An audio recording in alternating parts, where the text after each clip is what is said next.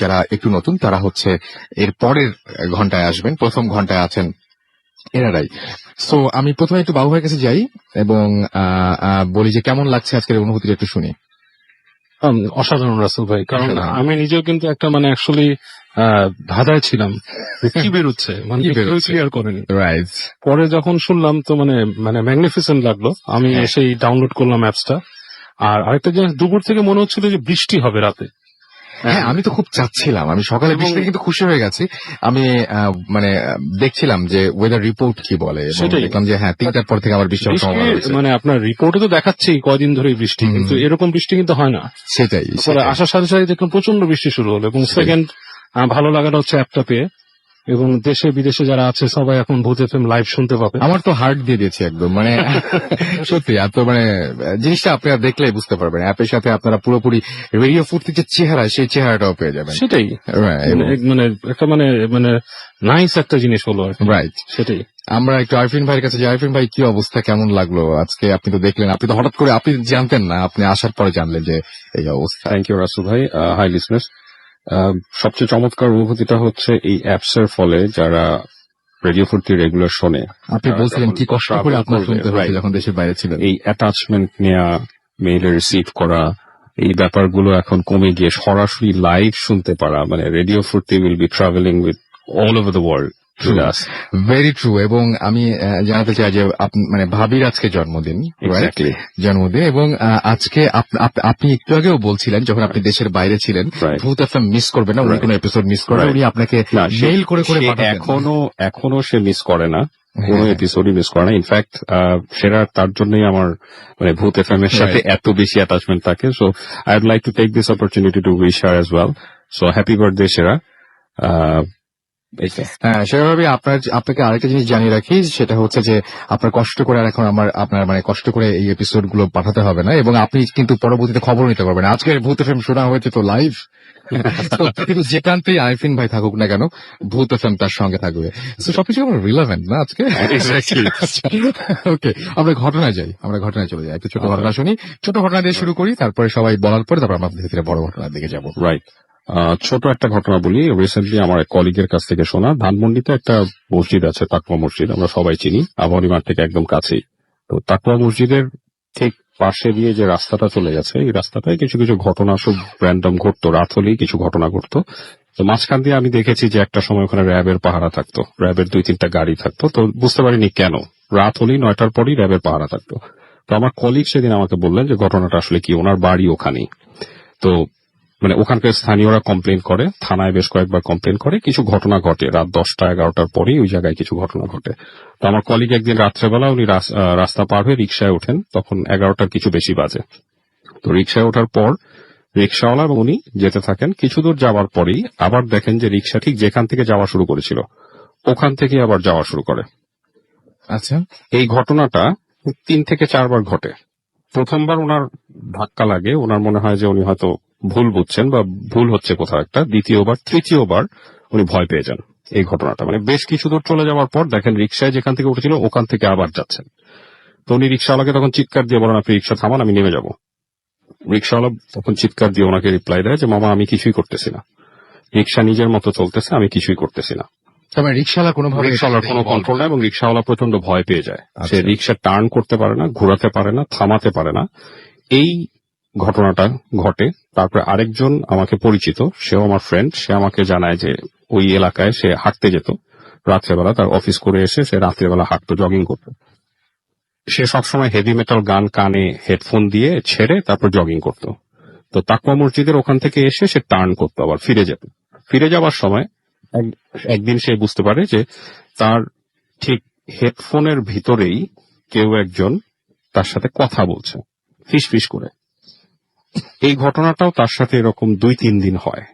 একটা সময় সে খেয়াল করে সে ঠিক যেখান থেকে টার্ন করে মসজিদের ওখানে একটা জায়গা আছে, ওই জায়গাটা ঠিক ক্রস করার সময়ই তার সাথে কেউ ফিস ফিস করে কথা বলে।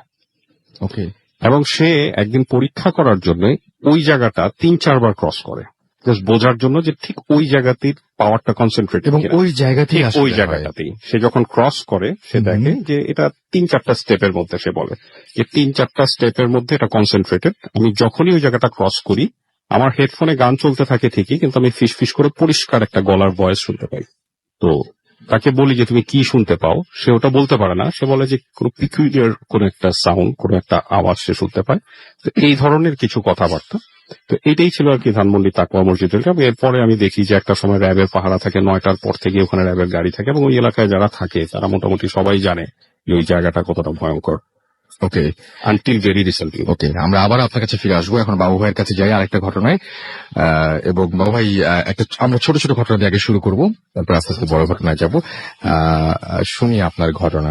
আচ্ছা, এই ঘটনাটা হচ্ছে রাসুল ভাই একজন বৃদ্ধা মহিলার কাহিনী। উনি মিরপুরের কোন একটা জায়গায় ওনার বাসা ছিল আর কি। ওনার পরিবার বর্গ সবাই মারা যায়, মানে একাই থাকতো উনি শেষ পর্যন্ত, এবং ছোটখাটো পেনশনের টাকা নিয়ে কোনো মতো চলাফেরা করতো। তো যেহেতু ওনার বাসাতে উনি একা থাকতো, বাসাটা আপনার দখল করার মতো চিন্তা ভাবনা অনেকেই করতো আশেপাশে, কবে মারা যায়। তো এর জন্য সে যেটা করে, উনি নিজেকে গুটিয়ে নিয়ে আসে, বেশ মানুষের থেকে একটা ডিস্টেন্স তৈরি করে, এবং একলা একলাই থাকে, এবং নিজেকে মানে একটু মানে আপনার ক্রেজি একটা নিজের লুক নিজের মধ্যে নিয়ে আসে, যে মানুষ তাকে একটু ভয় পায় ওখানে। তো এনিওয়ে, তো এরকম আপনার কিছুদিন যেতে যেতে মানে বছরকে বছর কয়েক বছর যায়, আস্তে আস্তে মহিলাটাকে সবাই একটা মানে ডাইনি টাইপের ভাবা শুরু করে, এবং এক সময় মহিলাটা মারা যায়। তো মারা যাওয়ার পরে ওই এলাকারই কিছু প্রভাবশালী লোক ওর জায়গাটা দখল করে, ওনার জায়গাটা দখল করে, মানে ওই কিছু কাগজপত্র বানিয়ে টানিয়ে ওটা দখল করে নেয়। তো দখল করে নেওয়ার পর ওখানে যখন টিন শেড বাসা তারা নির্মাণ করে, কারণ তখন পর্যন্ত কাগজপত্র কিছু তারা ক্লিয়ার করতে পারেনি, টিন শেড বাসা করে একটা আপনার ঘরটর করে ওখানে ভাড়া দেয়। তো যখন ভাড়া দেয়, ভাড়া দেওয়ার পর ওই যারা থাকতো তারা আর কি যে জিনিসগুলো এক্সপিরিয়েন্স করা শুরু করে আর কি। এই যে কাহিনীটা আমাকে বলেছে ওখানকার প্রতিবেশী একজন।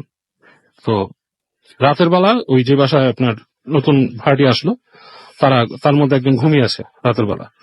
তো হঠাৎ সে শব্দ শুনছে, যে মানে আপনার দরজার কাছে কিটকিট কিটকিট কিটকিট শব্দ হচ্ছে। তো কিটকিট কিট শব্দ হওয়ার পরে সে চিন্তা করে যে রাতের বেলায় হতেই পারে, বাতাস হয়তো জোরে বইছে, এরকম শব্দ হচ্ছে, মানে হুড়কা। এবং মিরপুর ওই সময় ধরেন, এটা কাহিনী বলছি 1985-86 এরকম সময়। তো অনেক নির্জন থাকতো আর কি জায়গাটা। তো ওই শব্দ শুনে বলছে মনে হয় বাতাসে করতেছে শব্দটা, শীতকাল। তো তারপরে সে শুয়ে আছে, কিছু বলছে না। তো সে আবার ঘুমানোর চেষ্টা করে, কিছুক্ষণ ঘুমিয়ে যায়। তারপর একসময় হঠাৎ করে কোনো একটা কারণে তার ঘুমটা ভেঙে যায়, মানে সে মানে আজব একটা কারণে, যেটা নাকি নর্মালি মনে হয় যে কেউ তাকে ঘুম থেকে উঠাই দিচ্ছিল। এবং দেখে যে তার মাথার মধ্যে চিনচিন চিনচিন করে একটা ব্যথা হচ্ছে, এবং সে হঠাৎ করে তাকায় ডান দিকে, দেখে ঠিক তার মুখে খুব কাছাকাছি একটা ওই বৃদ্ধার মুখ, বুড়ি একটা মহিলার মুখ, এবং ঠিক তার দিকে তাকায় আছে, মানে ঝুঁকে তাকায় আছে এরকম, ঠিক মানে সে মুখটা ফিরাই দেখে তার মুখের দিকে, মানে আপনার ঝুঁকে তাকিয়ে আছে। এবং সে বিকট একটা চিৎকার দেয়, এবং এই চিৎকার শোনার সাথে সাথেই তার অন্য রুম থেকে মানুষজন লাফ দিয়ে ওঠে, কিসে চোর ডাকাত আসে। আসার পর সে তার বাবা মাকে বলে যে আমি একটু আগে এরকম শুনছি, যে এরকম দেখলাম যে আমার মুখের সামনে কে তাকায় আছে। তো তার মা বলে যে বাবা থাক, হয়তো তুমি একটু স্বপ্ন দেখছো, যাও ঘুমায় যাও, চিন্তা করুন এসে। তো সে বলে আমি খুব ভয় পেয়েছি, আমি ঘুমাতে পারবো না। তো সারা রাত এমনি সে ঘুমাতে পারে না, সে জেগেই থাকে। তো এরকম বলে যে এরপর ফলোইং নাইটস গুলাতে সে এরকম ওই আপনার ওই রুমের মধ্যে উদ্ভট সব মানে কাণ্ড কারখানা ঘটতো আর কি। যেমন ওই তার মাথার কাছে জানালা ছিল, সেই জানালার কাছে ফিসফাস শব্দ শুনতো, কি করতো, হঠাৎ করে বাসার ওই যে আঙিনার মধ্যে কুকুর ডাকা শুরু করতো। তো এরকম ভাবে ওই ছেলেটা দেখতে থাকে। তো ওর মা তারপর থেকে আপনার দুপুরবেলা ভর দুপুরে প্রায় দেখে ওখানে কিছু কলা গাছ ছিল ঘরটার কোনায়, দেখে যে কলা গাছের কোনায় দুপুরবেলা একটা বুড়ি মহিলা দাঁড়ায় আছে, পিছন ফিরে দাঁড়ায়। একদম দুপুরবেলা তো, মানে দুপুরে? হ্যাঁ, ভর দুপুর, তখন ধরেন একদম ভর দুপুর, এবং কেউ নাই, দেখে কে যেন দাঁড়ায় আছে, বুড়ি মহিলা। এবং সে দেখে যে চারপাশটা বাউন্ডারি দেয়াল দেওয়া, দরজাটা টিনের দরজা কিন্তু লাগানো, কে কলা গাছের কাছে কে দাঁড়ালো বদ্ধ দরজায়। তো সে ডাক দেয়। সে যখন ডাক দেয় দেখে যে ওই মহিলাটা ফেরার পর সে চেহারা দেখে মহিলাটা, কিন্তু পরক্ষণে সে মহিলাটাকে আর দেখে না। এবং এটা দেখে ওই মহিলাও ভয় পেয়ে তার হাজবেন্ডের সাথে আলাপ করে। এবং তারপরে অনেকে শুনতো যে ওই বাসার সামনে যে রাতের বেলা সন্ধ্যার পরে 7টা 8টা 9টার দিকে দেখতো যে পুরো নিশুতি হয়ে যেত জায়গা, রাস্তাটার মধ্যে কেউ থাকতো না, দেখতো যে ওই বাসার যে গেটের কাছে ওই বুড়িটা দাঁড়ায় আছে এবং কাঁদতো, অনেকে কান্নার শব্দ শুনতো। এবং এগুলা শুনে মানুষ খুব ভয় পায়। এবং তখন যে ওই মহল্লার মধ্যে কিছু মানুষ বলে যে এটা তো ওই মহিলা যে ছিল তাকে যাকে যারা দেখতেছে সেটা সেই মহিলা এই বাসাতেই থাকতো। আচ্ছা তো যে জায়গাটা দখল করে তাকে বলে যে তুমি তো এভাবে দখল করছো, এটা ঠিক করো নাই, তুমি যদি এটা ন্যায্য পাওনাদার হতে যাও তুমি তার যেই ওয়ারিশ আছে খুঁজে বের করো, নিকটতম মানে তার ব্লাড রিলেটিভ যেই আছে খুঁজে বের করে তাকে তুমি কিছু দাও, নাহলে এটা তোমার হবে না। তো ওই লোক চিন্তা ভাবনা করে দেখে যে আসলে বাসার মধ্যে এই ধরনের জিনিসপত্র হচ্ছে এবং সে আসলে প্রেশার ফিল করে এলাকার মানুষদের, এবং পরে সে খুঁজে বের করে গ্রামের থেকে তার কোন নিকট আত্মীয় কাউকে না কাউকে, তো তার কাছে যে কিছু সেটেলমেন্ট করে, কিছু টাকা পয়সা তাকে দেয় এবং পরে বাসাটা মিলার টিলার পড়ায়, এবং তারপর থেকে নাকি এই সমস্যাগুলা কমে গেছে। কিন্তু ওই বাসাটা নাকি এখন একটা বিল্ডিং হচ্ছে, যা শুনছি যে ওখানে একটা 5 তলা বিল্ডিং হচ্ছে, এবং ওই বিল্ডিং এ নাকি এখনো উদ্ভট উদ্ভট কাণ্ড কারখানা ঘটে। আচ্ছা হ্যাঁ, মানে বিভিন্ন জিনিস মানুষ দেখে, যেমন বিড়াল দেখে, মানুষের ছায়ার মতো দেখে, এখন নাকি বিল্ডিং, এবং যে ঘটনাটা বলছে সে কিন্তু বিল্ডিংটা আমাকে দেখেছে, আচ্ছা তার ছাদ থেকে ওই বিল্ডিংটা দেখেছে আমাকে। আচ্ছা ওকে এই হচ্ছে ঘটনা। ওকে, আপনাকে অনেক ধন্যবাদ বাবু ভাই।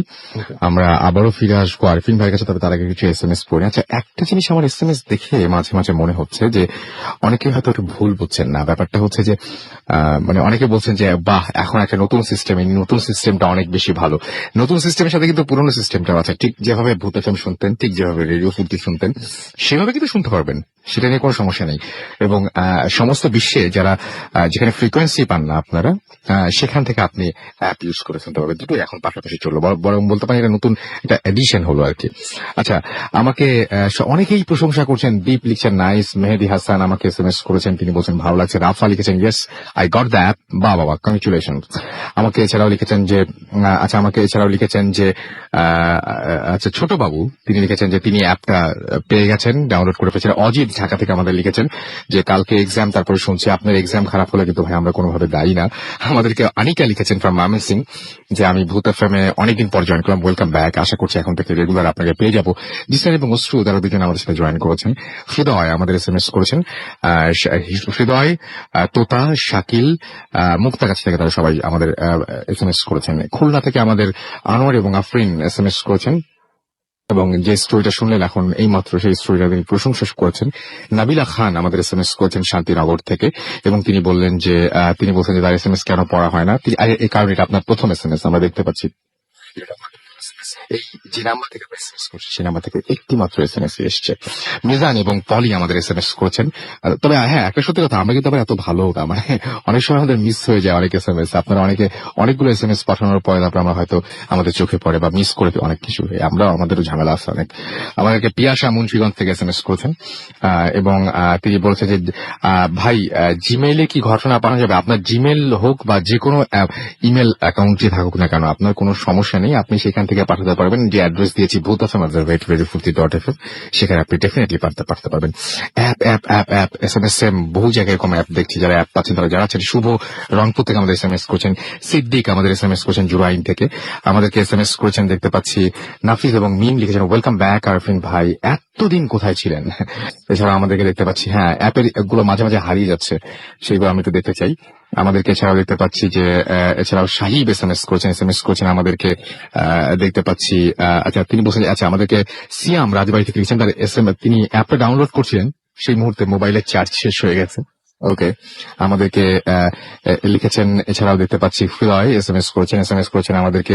আরিফ রাসেল ভাই গুগলে সার্চ করায় আচ্ছা সেটা আচ্ছা ভূত FM শোনা যাবে কিনা? হ্যাঁ, আপনি এটা অ্যাপ পেয়ে যাবেন গুগলে সার্চ, আপনি গুগল প্লে স্টোরে যদি যান, যদি ওখানে যে টাইপিং করেন রেডিও ফুর্তি, তাহলে কিন্তু দেখবেন যে আপনি ওখানে পেয়ে গেছেন জিনিসটা।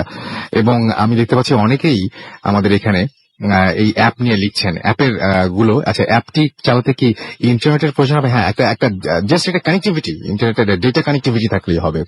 ইশিতা আমাদের লিখেছেন যে আচ্ছা আমাদেরকে কবি জিঞ্জিরা থেকে SMS করেছেন, ভালো লাগছে, ফুর্তি লাগছে আমাদেরকে।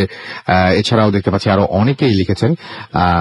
আমরা সেই SMS গুলো নিয়ে একটু পরে ফিরে আসবো, ছোট বিএসিতে যেতে হবে আমাদের আসলে, এবং আমি ভাবছি যে অ্যাপের যে SMS গুলো সেই SMS গুলো একটু আলাদা করতে হবে, তাই না?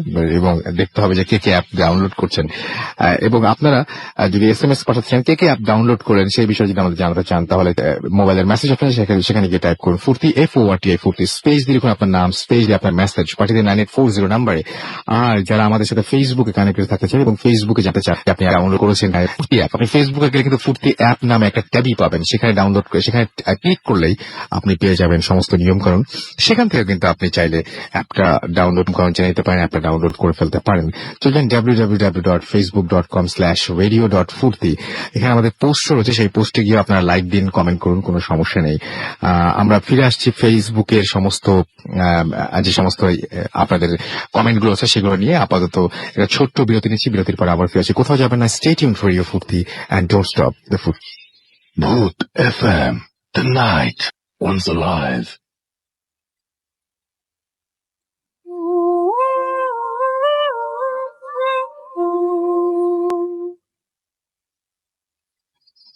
শুনছেন সবসময় রেডিও ফুর্তি 88.0 FM, আর শুনছেন ভূত FM ফুর্তি অ্যাপে এবং রেডিও ফুর্তিতে একই সাথে, রাইট। এখন আমি দেখতে পাচ্ছি যে অনেকেই ফেসবুকে আমাদের লিখছেন এবং তিনি বলছেন যে ইফাত সিয়াম লিখেছেন নামাইলাম Foorti app, thank you very much. এছাড়াও আমাদেরকে লিখেছেন কাঠ পুতুলের হাসি, thank you radio Foorti for the app, এবং ইনফরমেশন দেওয়ার জন্য অনেক ধন্যবাদ জানিয়েছেন। এছাড়াও আমাদের দেখতে পাচ্ছি যে রেজাউল ইসলাম রাজ লিখেছেন যে ডাউনলোড দিচ্ছি, চরম অ্যাপটা চরম রাসেল ভাই। এছাড়াও দেখতে পাচ্ছি যে মোহাম্মদ অভি লিখেছেন অ্যাপ ডাউনলোড করছি। এছাড়াও আমি দেখতে পাচ্ছি একজন লিখেছেন রোহিত শান, এগুলো সব কিন্তু ফেসবুকে, সুতরাং আপনারা ফেসবুকে গিয়ে দেখতে পারেন, চেক করে ডাউনলোড করা শেষ। আমরা এছাড়াও দেখতে পাচ্ছি আরো অনেকেই, আচ্ছা একজন লিখেছেন নিঃস্ব আমি তোমাকে ছাড়া, তিনি লিখেছেন যে এটা কি রিয়েল পেজ? হ্যাঁ ভাই, এটা আমাদের রিয়েল পেজ ভাই, আমাদের গল্পের মতো এই পেজটিও রিয়েল। আমাদেরকে দেখতে পাচ্ছি বাইজিদ সৌরভ লিখেছেন আমি রেডিও ফুর্তি অ্যাপ ডাউনলোড করছি, খুব ভালো একটা app, thank you very much. আমাদেরকে তুষার লিখেছেন আসল ভাই অ্যাপটা ডাউনলোড কমপ্লিট দিয়ে একটা লাইক দিয়েছেন। পারভেজ লিখেছেন করে ফেললাম ডাউনলোড রাসেল ভাই, থ্যাংক ইউ থ্যাংক ইউ। আমরা দেখতে পাচ্ছি জুডি আর এক্স রানা লিখেছেন অ্যাপটা ডাউনলোড কমপ্লিট। এছাড়াও দেখতে পাচ্ছি লিখেছেন যে রাসেল হাসান আরাফ লিখেছেন ভাই ডাউনলোড করলাম ফুর্তি অ্যাপ, এবং আমি হাসান বলছি লিখেছেন ভূত এফএম এগিয়ে যাও আমরা আছি তোমার সাথে। এস কে তারিক আহমেদ লিখেছেন ভাই ডাউনলোড করছি। আমাদেরকে আরো অনেকেই কিন্তু এরকম লিখছেন এবং আমার খুব ভালো লাগছে যে আপনারা ডাউনলোড করছেন অ্যাপটা, এবং আপনারা সবাই এখন ভূত এফএম যেভাবেই হোক না কেন, যেখানে থাকুন না কেন, পৃথিবীর যে প্রান্তে থাকুন না কেন, ভূত এফএম কোনোভাবে মিস হবে না। আচ্ছা, অ্যাপে এবার দেখুন ভূত এফএম আরেকটা ঘটনা শুনতে কেমন লাগে। আরিফিন ভাই শুরু করি আমরা। যে যেখানে আছেন আপনাদের সবাইকে, পৃথিবীর যে প্রান্তেই থাকুন না কেন, বাংলাদেশের যে প্রান্তেই থাকুন না কেন, পৃথিবীর যে প্রান্তে বাঙালি এবং ভূত এফএম প্রেমী যে যেখানেই থাকুন না কেন, আপনাদের সবাইকে আরো একবার জানাচ্ছি ভূত এফএম এ স্বাগতম। থ্যাংক ইউ রাসেল ভাই, খুবই ভালো লাগছে যে ভূত এফএম এর এই নতুন পথ চলায় সঙ্গী হতে পেরে। তো এখন আমি যে কাহিনীটা বলবো এটা হচ্ছে ঢাকা ইউনিভার্সিটির ইসলামিক স্টাডিজ ডিপার্টমেন্টের একজন সিনিয়র প্রফেসর, আমি সঙ্গত কারণে ওনার নাম বলছি না, ওনার বাসায় একটা প্রোগ্রাম হয় প্রতি মঙ্গলবারই। তো সেটা হচ্ছে একটা ইসলামিক প্রোগ্রামের মতো হয়, ওখানে কিছু আমল হয়, কিছু দোয়া কালাম হয়, তারপর সবাই দোয়া খায়ের করেন, মোনাজাত করেন। তো ওটা বেশ অনেকদিন আগে থেকেই তাদের এই প্র্যাকটিসটা চলছে। তো ওখানে যেটা হতো যে মাঝে মাঝে কিছু মানুষজন দেখা যেত যাদেরকে কেউ আসলে ঠিক চিনতে পারতো না, তারা কোত্থেকে এসছে, তারা কারা। তো স্যারকে যখন জিজ্ঞেস করা হতো, মানে যার বাসায় এটা হতো সেই ইসলামিক স্টাডিজ ডিপার্টমেন্টের প্রফেসর, ওনাকে যখন জিজ্ঞেস করা হতো উনি বলতেন যে হ্যাঁ উনি চেনেন, উনি জানেন, বাট এর বেশি আর কিছু উনি বলতেন না। তো দুই একজন খেয়াল করেন, আমার পরিচিত একজন কলিগ ওখানে যেতেন, তো উনিও খেয়াল করতেন যে ঠিক নামাজের সময়টায় মাগরিবের নামাজটা ওখানে পড়া হতো, তারপরে ঈশার নামাজটা আবার ওখানে পড়া হতো, সবাই একসাথে জামাতে পড়তেন। ঠিক নামাজের সময়টা দেখা যেত যে সেই মানুষগুলা 3-4 জন মানুষ তারা নাই, তারা থাকতেন না ওই সময়টা। আবার ঈশার পরে যখন রাত্রেবেলা যখন দোয়া খায়ের হতো তারা ওখানে থাকতেন। তো এরকম একবার দুইবার বেশ কয়েকবার প্রতি মঙ্গলবারই এই অনুষ্ঠানটা হতো। বেশ কয়েকবার এই জিনিসটা ঘটার পরে কয়েকজন খুব কিউরিয়াস হয়ে যায়। তো তারা আবার ওখান থেকে একটা কাফেলা হজে যাচ্ছিল ওই সময়। তো তারা স্যারের কাছে জানতে চায় যে স্যার এই ঘটনাটা আসলে কি, এরা কারা। তো বলে যে আপনারা হজে যাচ্ছেন, আপনারা হজ করে আসেন, আমি আপনাদেরকে আসার পরে বলবো বিষয়টা। তো তারা যথারীতি হজে চলে যায়। হজে যাওয়ার পর যে সময়টা ওরা মক্কায় ছিলেন, যখন তাওয়াফ করছিলেন, একজন তাদের মধ্যে একজন ওই কাফেলার একজন খেয়াল করেন যে যে লোকগুলাকে ওনারা নামাজের সময় জামাতের মধ্যে দেখতেন না, ঠিক ওই 3-4 জন মানুষ তাদের সাথে তাওয়াফ করছেন মাগরিবের ওয়াক্তে এবং এশার ওয়াক্তে। 2 ওয়াক্তেই তারা ওখানে নামাজ পড়েছেন এবং তাদের সাথে দেখেছেন, মুখোমুখি দেখেছেন। এরকম তারা প্রায় 3-4 দিন ওই তাওয়াফের ভিড়ের মধ্যে ওই চেহারাগুলা চিনেছেন এবং খুব ভয় পেয়ে গেছেন। ওনারা যখন ফিরে এসছেন তখন স্যার দেখছেন যে স্যারের সাথে দেখা করতে এসছেন ফলোইং মঙ্গলবারে। স্যার মিটমিট করে হাসছেন। স্যার ওনাদেরকে জিজ্ঞেস করেছেন, আপনাদের কিছু জিজ্ঞেস করার আছে? তখন ওরা বলছেন, না, আমরা বুঝেছি। এরপরে মানে কেউ আর এটা নিয়ে কোনো উচ্চবাচ্য করেনি। আমার কলিগ যে ছিলেন উনিও ওই কাফেলায় ছিলেন। উনি পরে জিজ্ঞেস করেছিলেন যে বিষয়টা কি। উনি নিজে দেখেননি, কিন্তু ওনার কাফেলায় যারা দেখেছেন তারা বলেছেন যে বিষয়টা এরকম। প্রতিটা ওয়াক্তে স্যারের কাছ থেকে পরে উনি জানতে পেরেছেন যে প্রতিটা ওয়াক্তে তারা ফিজিক্যালি মক্কায় তাওয়াফ করেন এবং ওখানে নামাজ পড়েন জামাতে, এন্ড ফলোইং দ্যাট উনারা এই জামাতে আবার চলে আসে। ঘটনাটা আসলে আমি যতটা সিম্পল করে বলে ফেললাম, উনি যারা সিম্পল করে বলেননি। এক্স্যাক্টলি, আর যারা সাথে জামাতে নামাজ পড়ে তাদের ফিলিংটা Feeling-টা কেমন, সত্যি। এক্স্যাক্টলি, হ্যাঁ, সেটা একদম ফিল করতে পারছি, আপনাকে দেখেও কিছুটা Right. ফিল করা যাচ্ছে। আমার কাছে খুব অবাক লেগেছে বিষয়টা। হ্যাঁ, আমি কিন্তু এরকম কাছাকাছি বাবু ভাইয়ের কাছে একটু যাই, আমি এরকম কাছাকাছি একটা ঘটনা এরকম শুনেছিলাম যে কোনো একজন এরকম একজন নামাজ পড়তে গিয়ে একজনের সাথে দেখা হয় এবং তাকে নাকি বারবারই উনি যখন হজ করতে যাচ্ছিলেন এয়ারপোর্ট থেকে শুরু করে পুরো মানে বিভিন্ন জায়গায় বিভিন্ন সময় নাকি উনি তাকে দেখেছেন, মানে মানে বিভিন্ন ভাবে যিনি আসলে যে পরিচিত কেউ না আর কি। এরকম কিন্তু অনেক এরকম ঘটনা থাকে মাঝে। হ্যাঁ, এরকম তো হয় অনেক সময়। আমি অনেকের কাছে এরকমও শুনেছি যে আপনার দেখা যাচ্ছে যে নামাজ পড়তে একজনকে যে দেখেছে, বাট আসলে কিন্তু ওই ব্যক্তিটা ওখানে নাই, সে আসলে অন্য জায়গায়। তো অ্যাকচুয়ালি যেটা আমি শুনেছি যে জিন্না নাকি এরকম নামাজ পড়ে আর কি মসজিদে যে, এবং আচ্ছা। অনেক সময় দেখা যাচ্ছে যে ওই জিনরা তো ওরা খুব ফাস্ট চলাফেরা করতে পারে, এবং দেখা যাচ্ছে যে আপনার অনেক সময় দেখা যাচ্ছে হজের সময় দেখা যাচ্ছে যে এখানে দেখেছে, বাট হজের সময় ওখানে দেখা যাচ্ছে, আবার দেখা যাচ্ছে মসজিদে নববীর ওখানে দেখা যাচ্ছে। তারা এই জিনিসটা মানে সবসময়, তার মানে এটা আপনিও শুনেছেন? হ্যাঁ, এটা মানে আমি খুব অবাক হয়েছি অনেক শুনেছি র্যান্ডমলি। হ্যাঁ, আমি আপনাকে আমরা যখন ব্রেক দিব তখন আমি ঘটনাটা আরো মানে কিছু হ্যাঁ, শিওর। ডিসকাস করে নিতে পারি, এবং খুব অদ্ভুত ব্যাপার যে এটা খুব আজব লাগে আমার কাছে। হ্যাঁ, শিওর। এবং এই মানুষগুলো একদম নর্মাল আমাদের মানুষের মতোই চারপাশে হয়তো আমরা তারা সেরকম ফর্ম নিয়ে আসে, সেরকম ফর্মেই থাকে। দিনার বসে আছে, আমরা দিনের কাছে যাই। হ্যাঁ, দিনের কাছে যাই, ছোট ছোট ঘটনা শুনছি আমরা, এবং ছোট ছোট ঘটনাগুলো সবসময় খুব ভালো হয়, বড় ঘটনাগুলোও ভালো হয়। বড় ঘটনাগুলোতে যাবো আস্তে আস্তে, ছোট ঘটনাটা শুনে ফেলি দিনারের কাছ থেকে। আসসালামু আলাইকুম লিসেনার্স, আমি দিনার, আমি এসেছি লালবাগ থেকে।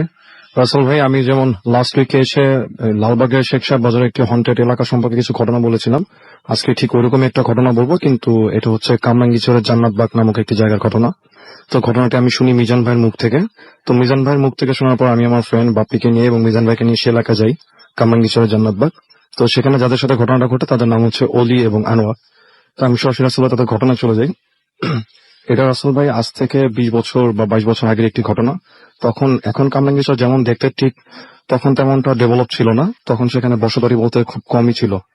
তো সেখানকার জান্নাতবাগের এখানে একটি আপনার স্কুল রয়েছে, ওয়াজুদ্দিন স্কুল, সেটার পাশের একটি এলাকার ঘটনা। তো সেখানে একটি পুরাতন কবরস্থান রয়েছে, সেই এলাকার কিছু লোকজন মারা গেলে তারা সেই কবরস্থানে কবর দিতেন, এবং ঠিক সেই কবরটার পাশে রাসেল ভাই 2টো পুকুর রয়েছে, এবং সেই পুকুরকে ঘিরে সেই এলাকার মানুষের মুখে নানা রকম ঘটনা রয়েছে, এবং ঠিক তার উল্টো পাশে একটা বিশাল বটগাছ রয়েছে সেখানে। তো একদিন দুপুরবেলা যেটা করেন, সে অলি ভাই এবং আনোয়ার ভাই তারা দুজন মিলে সেখানে গুলতি নিয়ে খেলতেছিলেন। তো তারা একটা সময় যেটা লক্ষ্য করলেন যে কবরস্থানের উল্টো পাশে যে বটগাছটা ছিল, বটগাছটা প্রায় অনেক পুরাতন ছিল, এখান থেকে একটি বিশাল আকৃতির পাখির মতো কিছু একটা এসে ঠিক এই পুকুরটার পাশে একটি গাছের মধ্যে এসে বসে। তো তারা চিন্তা করলো যেটাকে গুলতি দিয়ে মারবে সে পাখিটাকে। তো তারা চিন্তা করে সেই পাখিটার দিকে আপনার গুলতি দিয়ে ঢিল ছুটতে থাকে। তো 2-3 বার ঢিল মারার পর তো পাখিটা গায়ে যখন লাগে, তো ওনারা প্রথম দূরে থেকে দেখে ভাবতেছিলেন যে সেটা পাখি হতে পারে। তো সেটা তার গায়ে ঢিল লাগার পর সেটা রাসেল ভাই সেখান থেকে উড়ে চলে যায়, এবং সেটা উড়ে গিয়ে যে বটগাছ থেকে নেমে আসছিল ঠিক ওখানে ওঠার চেষ্টা করার আগে সে নিচে পড়ে যায়। তো নিচে পড়ে যায় বলতে গেলে সেই বটগাছটার পাশে একটু ঝোপ ছিল, সেই ঝোপটার মধ্যে পড়ে যায়। তো তারা দুজনই খুব কিউরিয়াসিটি নিয়ে সেই পাখিটাকে ধরার জন্য সেখানে দৌড় দিয়ে যায়। তো রাসেল ভাই তারা সেখানটায় সেই ঝোপটার ভিতরে ঢোকার পর যে অবাকটা হয় যে মানে তারা সেখানে গিয়ে যে জিনিসটা দেখে তা সেটার জন্য মোটেও প্রস্তুত ছিল না।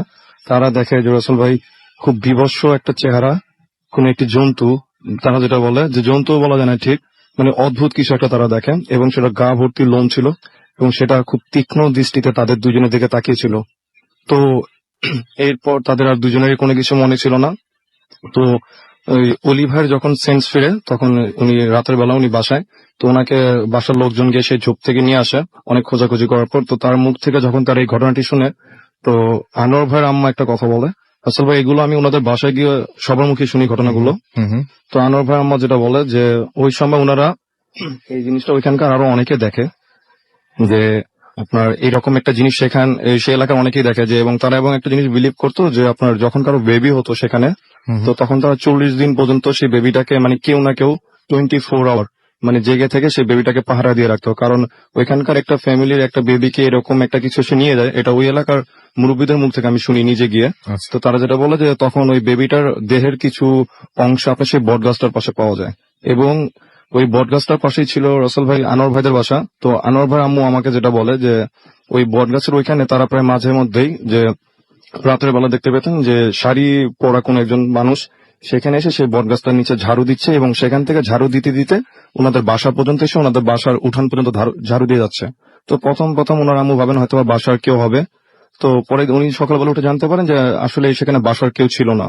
আর একটা যেটা ঘটনা রাসেল ভাই, এই ঝাড়ু দেওয়ার ব্যাপারটা কিন্তু রাসেল ভাই কিছুদিন আগেও মানে সেখানকার অনেকে মানে ফেস করেছেন এই ব্যাপারটা। তো এখন ওই এলাকার মানুষজন মোটামুটি ইউজ টু। তো আরেকটা ঘটনা যেটা ছিল রাসেল ভাই, ওই পুকুরটা যেটা, একটা পুকুর অলরেডি ভরাট হয়ে গেছে এবং একটা পুকুর এখন ঠিক মানে ডোবা একটা অবস্থায়। তো সেই পুকুরটার পাশে রাসেল ভাই একটা বাসা রয়েছে। তো সেই বাসাটা আমরা ওই ঘটনায় পরে যাই। একটা ঘটনা তো হয়ে গেছে, জি, জি, জি। আমরা তাহলে ওই ঘটনাতে পরে যাচ্ছি। Okay. ওই একই জায়গায় ঘটনা তো জি, আসলে। আমরা একটু পরে শুনছি, অসুবিধা নেই। আমরা ছোট বিরতিতে যাব এবং বিরতির পরে আবারও ফিরে আসবো। কিন্তু তার আগে আমরা জানি যে অনেকেই আমাদের SMS করে জানাচ্ছেন যে তারা কেমন লাগছে আজকে ভূত এফএম এবং কি করছেন। হাসান মতিঝিল থেকে লিখেছেন যে অ্যাপটা কত এমবি একটু বলবেন। আচ্ছা 1 MB না 3 MB? আচ্ছা 3 MB। আমি এগুলো নিয়ে খুবই খুবই খুবই কাঁচা এগুলোতে অ্যান্ড্রয়েড। আচ্ছা মাসুম বলবে একটু না? অ্যান্ড্রয়েডটা 3 MB এবং iOS এরটা 5 MB। বাহ চমৎকার, মারহাবা। ওকে, তাজ আমাদের লিখেছেন ভাই ভূত এফএম রক্স আমাদেরকে, এবং ফ্রাইডে হচ্ছে মোস্ট ইম্পর্টেন্ট ডে তার লাইফের because of Bhoot FM. Alright, thank you very much আমাদের সাথে থাকার জন্য। আপনাকে অনেক অনেক ধন্যবাদ। মিরাজ লিখেছেন নাইস অ্যাপ। জারিফ লিখেছেন যে দ্য অ্যাপ ইজ কুল। ওকে, আমাদেরকে এছাড়াও হ্যাঁ এই অ্যাপটার মধ্যে আমি যখন নামালাম তখন মনে হয় দারুণ একটা কুলনেস আছে। সো আপনিও সেটা মিস করবেন না। অবশ্যই আপনি অ্যাপল ইউজার হন আর আপনি অ্যান্ড্রয়েড ইউজার হন, ডেফিনেটলি সেটা ডাউনলোড করবেন এবং ভূত এফএম চলতে চলতে ডাউনলোড করুন, তাহলে আমরা সবাই একসাথে মজাটা পাবো আর কি। রাইট। এবং আমি দেখতে পাচ্ছি যে অনেকেই ফেসবুকে যেও কিন্তু সরাসরি এখান থেকে ডাউনলোড করতে মানে দেখতে পারবেন যে কিভাবে নিয়ম কারণগুলো আছে। www.facebook.com/radio.furti সেখানে চলে যান। এবং আমার কাছে যেটা মনে হয় যে আপনারা যদি চান তাহলে সরাসরি একদম চলে যেতে পারেন www.radiofurti.fm এখানে চলে যেতে পারেন এবং এখান থেকে আপনি সরাসরি ডাউনলোড করতে পারেন। এবং সরাসরি আপনি অ্যাপল স্টোর বা আপনি গুগল প্লেতে যে আপনি সরাসরি সেখানে যে লিখতে পারেন যে রেডিও ফুর্তি টাইপ করে দেয়, যে অ্যাপটা আপনাকে শো করবে। কেন বারবার করে বলছি যে ভূত এফএম চলতে চলতে অ্যাপটা ডাউনলোড করবেন, তার এখানে নিশ্চয়ই একটা কারণ রয়েছে। ফুর্তি অ্যাপ ইউজার যারা, শুধুমাত্র তারাই, ফুর্তি অ্যাপ ইউজাররাই আজকে যখন 2টার সময় ভূত এফএম শেষ হয়ে যাবে বা যে মুহূর্তে ভূত এফএম শেষ হয়ে যাবে তার পরেরও কিছু মুহূর্ত থাকবেন ভূত এফএম এর সাথে। একটা স্পেশাল খুবই জনপ্রিয় খুবই স্পেশাল একটা ঘটনা আপনারা শুনতে পাবেন যারা এই অ্যাপটা ইউজ করবে, অর্থাৎ শুধুমাত্র অ্যাপ ইউজাররাই শুনতে পারবেন সেই ঘটনাটা। এতদিন ধরে যারা মিস করেছেন অনেক কিছু, তাদেরকে আমরা আজকের দিনটাতে একদম মানে কি বলছে হতাশ করতে চাই। আজকের দিনটাতে তারা সবচেয়ে বেশি ইম্পর্টেন্ট যারা মিস করেছেন। সো আপনি অবশ্যই এই মুহূর্তেই অ্যাপটা ডাউনলোড করুন দ্রুত, এবং লাস্টের যে ঘটনাটা সেটা শুধুমাত্র ফুর্তি অ্যাপ ইউজাররাই শুনবেন। আমাদের সাথে থাকুন। আরো একবার জানিয়ে দিই কিভাবে SMS করতে হবে। মোবাইলের মেসেজ অপশনে গিয়ে টাইপ করুন ফুর্তি FORTI ফুর্তি, স্পেস দিলে আপনার নাম, স্পেস দিয়ে আপনার মেসেজ পাঠাবেন 9840 নাম্বারে। SMS করলে আছে একটা মজা আছে, আপনি একটা রিপ্লাই SMS পাবেন এবং সেখানে আপনি জানতে পারবেন কিভাবে অ্যাপটা ডাউনলোড করা হয়, পেয়ে যাবেন আপনি। আর এছাড়াও ফেসবুকে যারা আমাদের কমেন্ট করতে চান চলে যান www.facebook.com/radio.furti এবং সেখানে গিয়ে আপনি কমেন্ট করুন। অলরেডি আমি দেখতে পাচ্ছি অনেকে কমেন্ট করছেন এবং অনেকেই লিখছেন অনেক কিছু। আমি দেখতে পাচ্ছি অ্যাপটা খুবই নাইস লিখেছেন মির রবিন হুসাইন কিরণ, জটিল অ্যাপ লিখেছেন গাজী শাকিল। এছাড়াও আমরা দেখতে পাচ্ছি যে আরো অনেকেই এখানে আছেন এবং অনেকেই অ্যাপটা নিয়ে কথা বলছেন। সো যেমন স্পার্ক সিড আমাদের লিখেছেন ভাই ডাউনলোড শেষ। আমাদেরকে এছাড়াও মাসুক লিখেছেন অ্যাপ ডাউনলোড করলাম। সো যারা যারা করেন নাই এবং লাস্টের ঘটনাটা শুনতে চান, যেমন দেখতে পাচ্ছি টিজে তুরাগ লিখেছেন যে ডাউনলোড করে ফেলুন। রিয়াদ হাসান অবশ্য করে ফেলেছেন ডাউনলোড। সো যারা যারা ডাউনলোড করেনি করে ফেলুন এবং আজকের লাস্ট ঘটনাটা আপনি শুনে ফেলুন এবং শুধুমাত্র সেটা অ্যাপেই শোনা যাবে। আবারও ফিরে আসছি একটু পরে ঘটনা নিয়ে, সেই পর্যন্ত সবাই আমাদের সাথেই থাকুন। It's alive.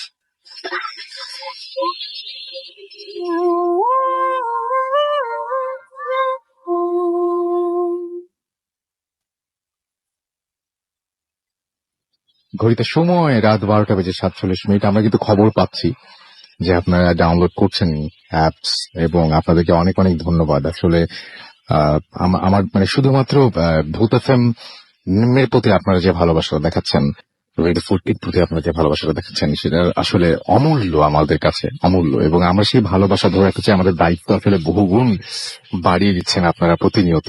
আপনাদের ভালোবাসার কারণে আমাদের দায়িত্ব বহুগুণ বেড়ে যাচ্ছে।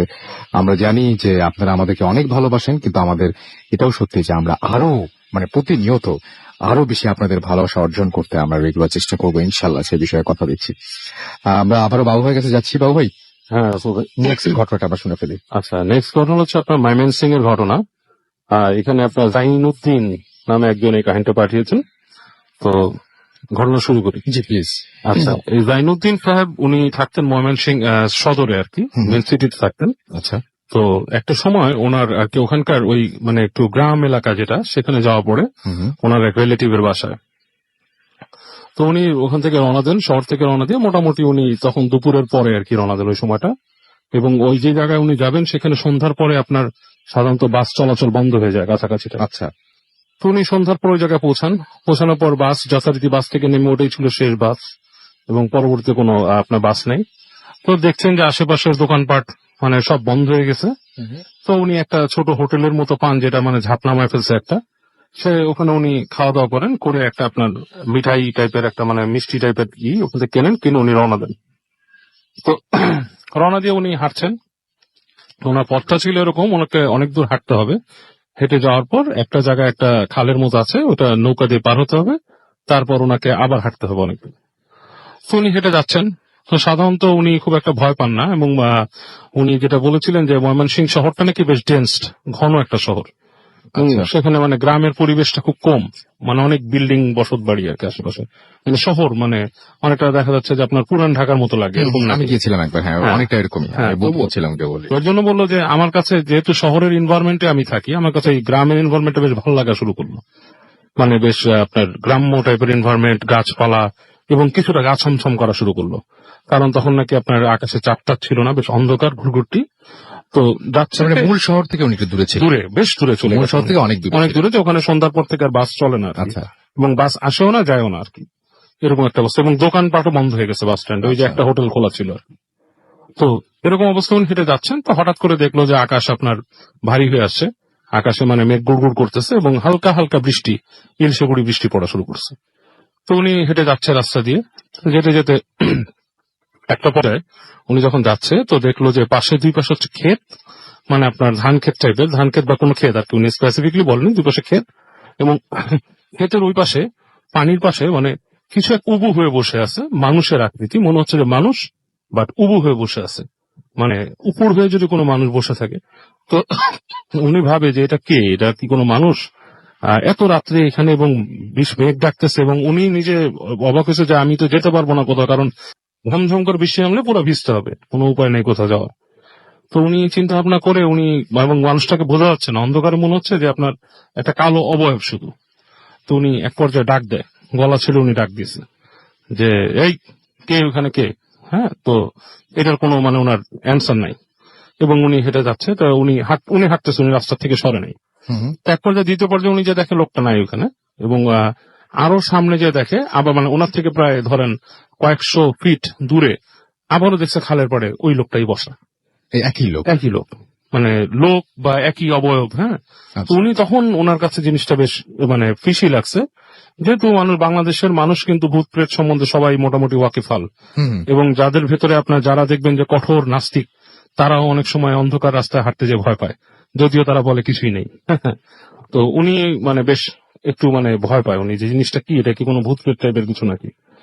তো এবং উনি তো নাস্তিক ছিলেন না, সুতরাং উনি কিছুটা দোয়া দুরুদ পড়েন। তো এরকম সময় উনি যখন নাকি একটা বাঁশঝাড়ের মতো পার হচ্ছেন, পাশ থেকে দেখে যে একজন লোক বের হয়ে আসছে ভেতর থেকে, এবং লোকটা দেখতে মানে আপনার গ্রামেরই মানুষ মনে হচ্ছে, আপনার লুঙ্গি পরা, গায়ে একটা আপনার ফতুয়ার মতো পরা, গামছা আছে গলায়, এবং সে জিজ্ঞেস করতেছে ওনাকে মানে ওই রাতের বেলায়, যে ভাইজান এই রাত্রে বেলা এত রাতে একা কই যান। তখন উনি বলতেছে যে আপনি কে। বলে যে আমি এখানেই থাকি।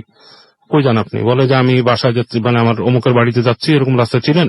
তো ওই লোক বলতেছে হ্যাঁ অমুক চিনি তো, অমুক জায়গায় এই সেই হ্যান। বলে আপনি এত দূর বাসা, আপনি চিনুন ওনাকে। বলে হ্যাঁ চিনি ওনাকে। যদিও উনি জানে যে ওনার রিলেটিভের কিন্তু আপনার নাই কোনো, মানে এত পরিচিতি কোনো মানুষ না আর কি। ওই ভিলেজে হয়তো কেউ চিনতে পারে, গ্রামের একদম নিকট আশেপাশে, এবং গ্রামটা তখনও প্রায় অনেক ক্রোশ দূর আর কি, মানে এখনকার হিসাবে যদি বলি আপনার হয়তো দেখা যাবে তখনও 20 মাইলের মতো দূরে জায়গাটা। কিন্তু মানে এই লোক বলতেছে সে চিনে, এবং সে দেখা যাচ্ছে যে একদম ওই যার আত্মীয়র বাবা দাদার নাম শুদ্ধ বলে দিচ্ছে। তো না অমুকের ছেলে অমুকের ছেলে। তখন বলতেছে ও আচ্ছা আচ্ছা। তো বলে আমিও তো ওদিকে যেতেছি, চলেন আপনাকে এগিয়ে দিই। তো উনি ওই লোকের সাথেই হাঁটতে থাকেন। তো যখন হাঁটতেছে, তো উনি কিছু দূর যাওয়ার পর দেখছে তখন আর ওই খালের পাশ থেকে না, দেখতেছে রাস্তার সামনে ওখানে গাছ ছিল একটা, বেশ মানে রাস্তাটা বিশাল মোড় নিচ্ছে, এবং ওখানে বিশাল একটা ঝাঁকড়া গাছ, ইট মানে হয়তো মানে কোন একটা ঝাঁকড়া বিশাল গাছ আর কি। তো ওই গাছের নিচে দেখতেছে সেই ওই কালো জিনিসটাই উবু হয়ে একইভাবে বসে আছে, এবং উনি দেখে যে আস্তে আস্তে ক্রল করে, যেমন আপনার মানে আছে না মানুষ যে ছেঁচড়ায় ছেঁচড়ায় যদি একটু সামনে যায়, মাটিতে ছেঁচড়ে ছেঁচড়ে সামনে যায়, তো দেখছে যে ওই জিনিসটা ছেঁচড়ায় ছেঁচড়ায় ঠিক রাস্তার মাঝখানে এসে বসছে। তো উনি দেখে একটু থতমত খাইছে। তো উনি ওই লোকটার দিকে তাকানোর আগেই ওই পাশের লোকটা ওনাকে হাত দিয়ে দাঁড়া করায় দিছে, মানে এক হাত দিয়ে ওনাকে থামাই দিছে। ওই লোকটা। ওই পাশের লোকটা হুম, হুম, হুম। বলছে আপনি দাঁড়ান।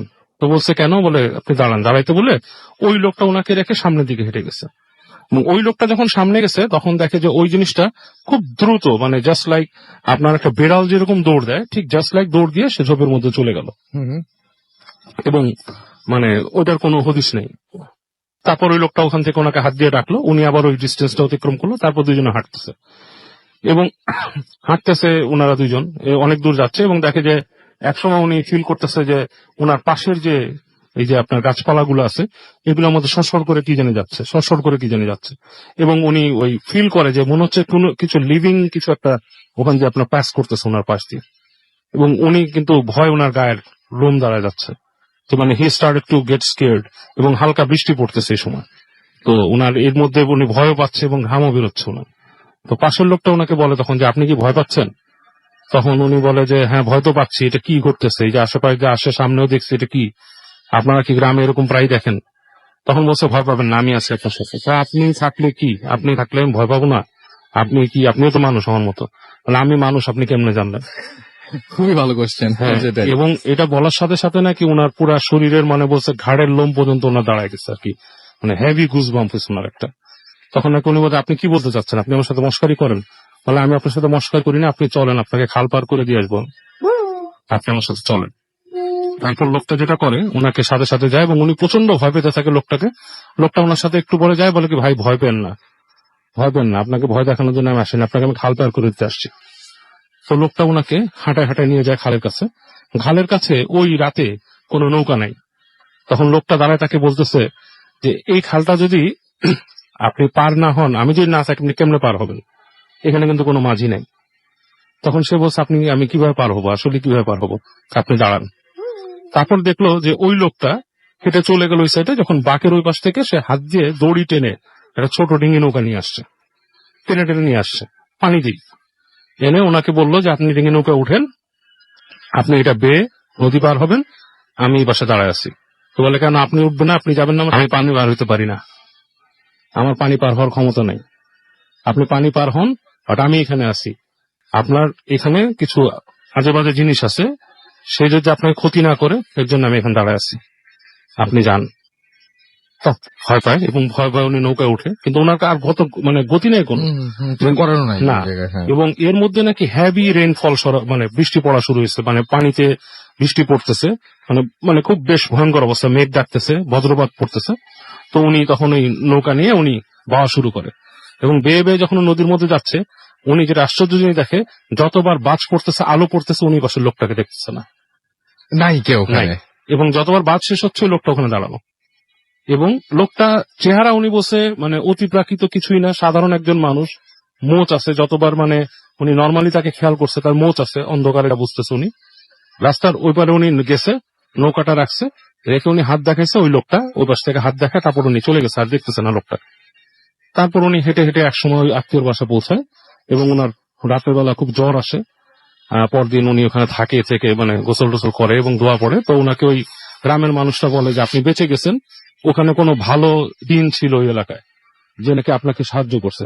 খারাপ জিনিসও আছে, আছে গ্রাম দেশে, বিশেষ করে বলছে আমাদের এই ময়মনসিংহ এর এইসব এলাকায়। এইরকম কাহিনীকে আরো শুনছি আমি রাসেল ভাই, এই ময়মনসিংহ এর পাহাড়ি অঞ্চলের সম্পর্কে আমার বন্ধুর কাছ থেকে শুনছি। হ্যাঁ, এরকম এই পাহাড়ি অঞ্চল সম্পর্কে হ্যাঁ। আমিও বেশ কিছু। তো সে বলছে, আমার বন্ধু আমাকে বলছিল, ওর বোনরা দেখছিল যে ওরা সন্ধ্যার সময় আসতেছিল, হঠাৎ করে একটা আপনার এই ভ্যান গাড়ি টাইপের একটা কিছুতে আসতেছিল।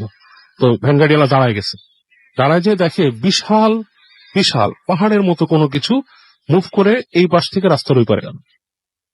এটা ওর আমার বন্ধুর চোখের সামনে ঘটেছে। এটা কিন্তু ময়মনসিংহ এলাকা তো না। তো এই জন্যই বললাম যে ওইখানে নাকি গ্রামীণ এলাকায় তো অনেক ভয়ঙ্কর ভয়ঙ্কর ব্যাপার ঘটে। এর জন্য ওনার ঘটনাটা আমার কাছে মোটেই মনে হয়নি অতিরঞ্জিত, কারণ গ্রাম সম্পর্কে এরকম অনেক কাহিনী আমি শুনেছি। গ্রামের কতটুকু আমরা আসলে কিভাবে জানি সেটাই। তো যাই হোক বাবু, আপনি কিন্তু আবার আমরা আপনার কাছে ফিরে আসবো। আমরা একটু আরিফিন ভাইয়ের কাছে যাচ্ছি, এবং আপনি জাস্ট কিছুক্ষণ পর আমরা আবারও আরিফ বাবুর কাছে ফিরে আসবো।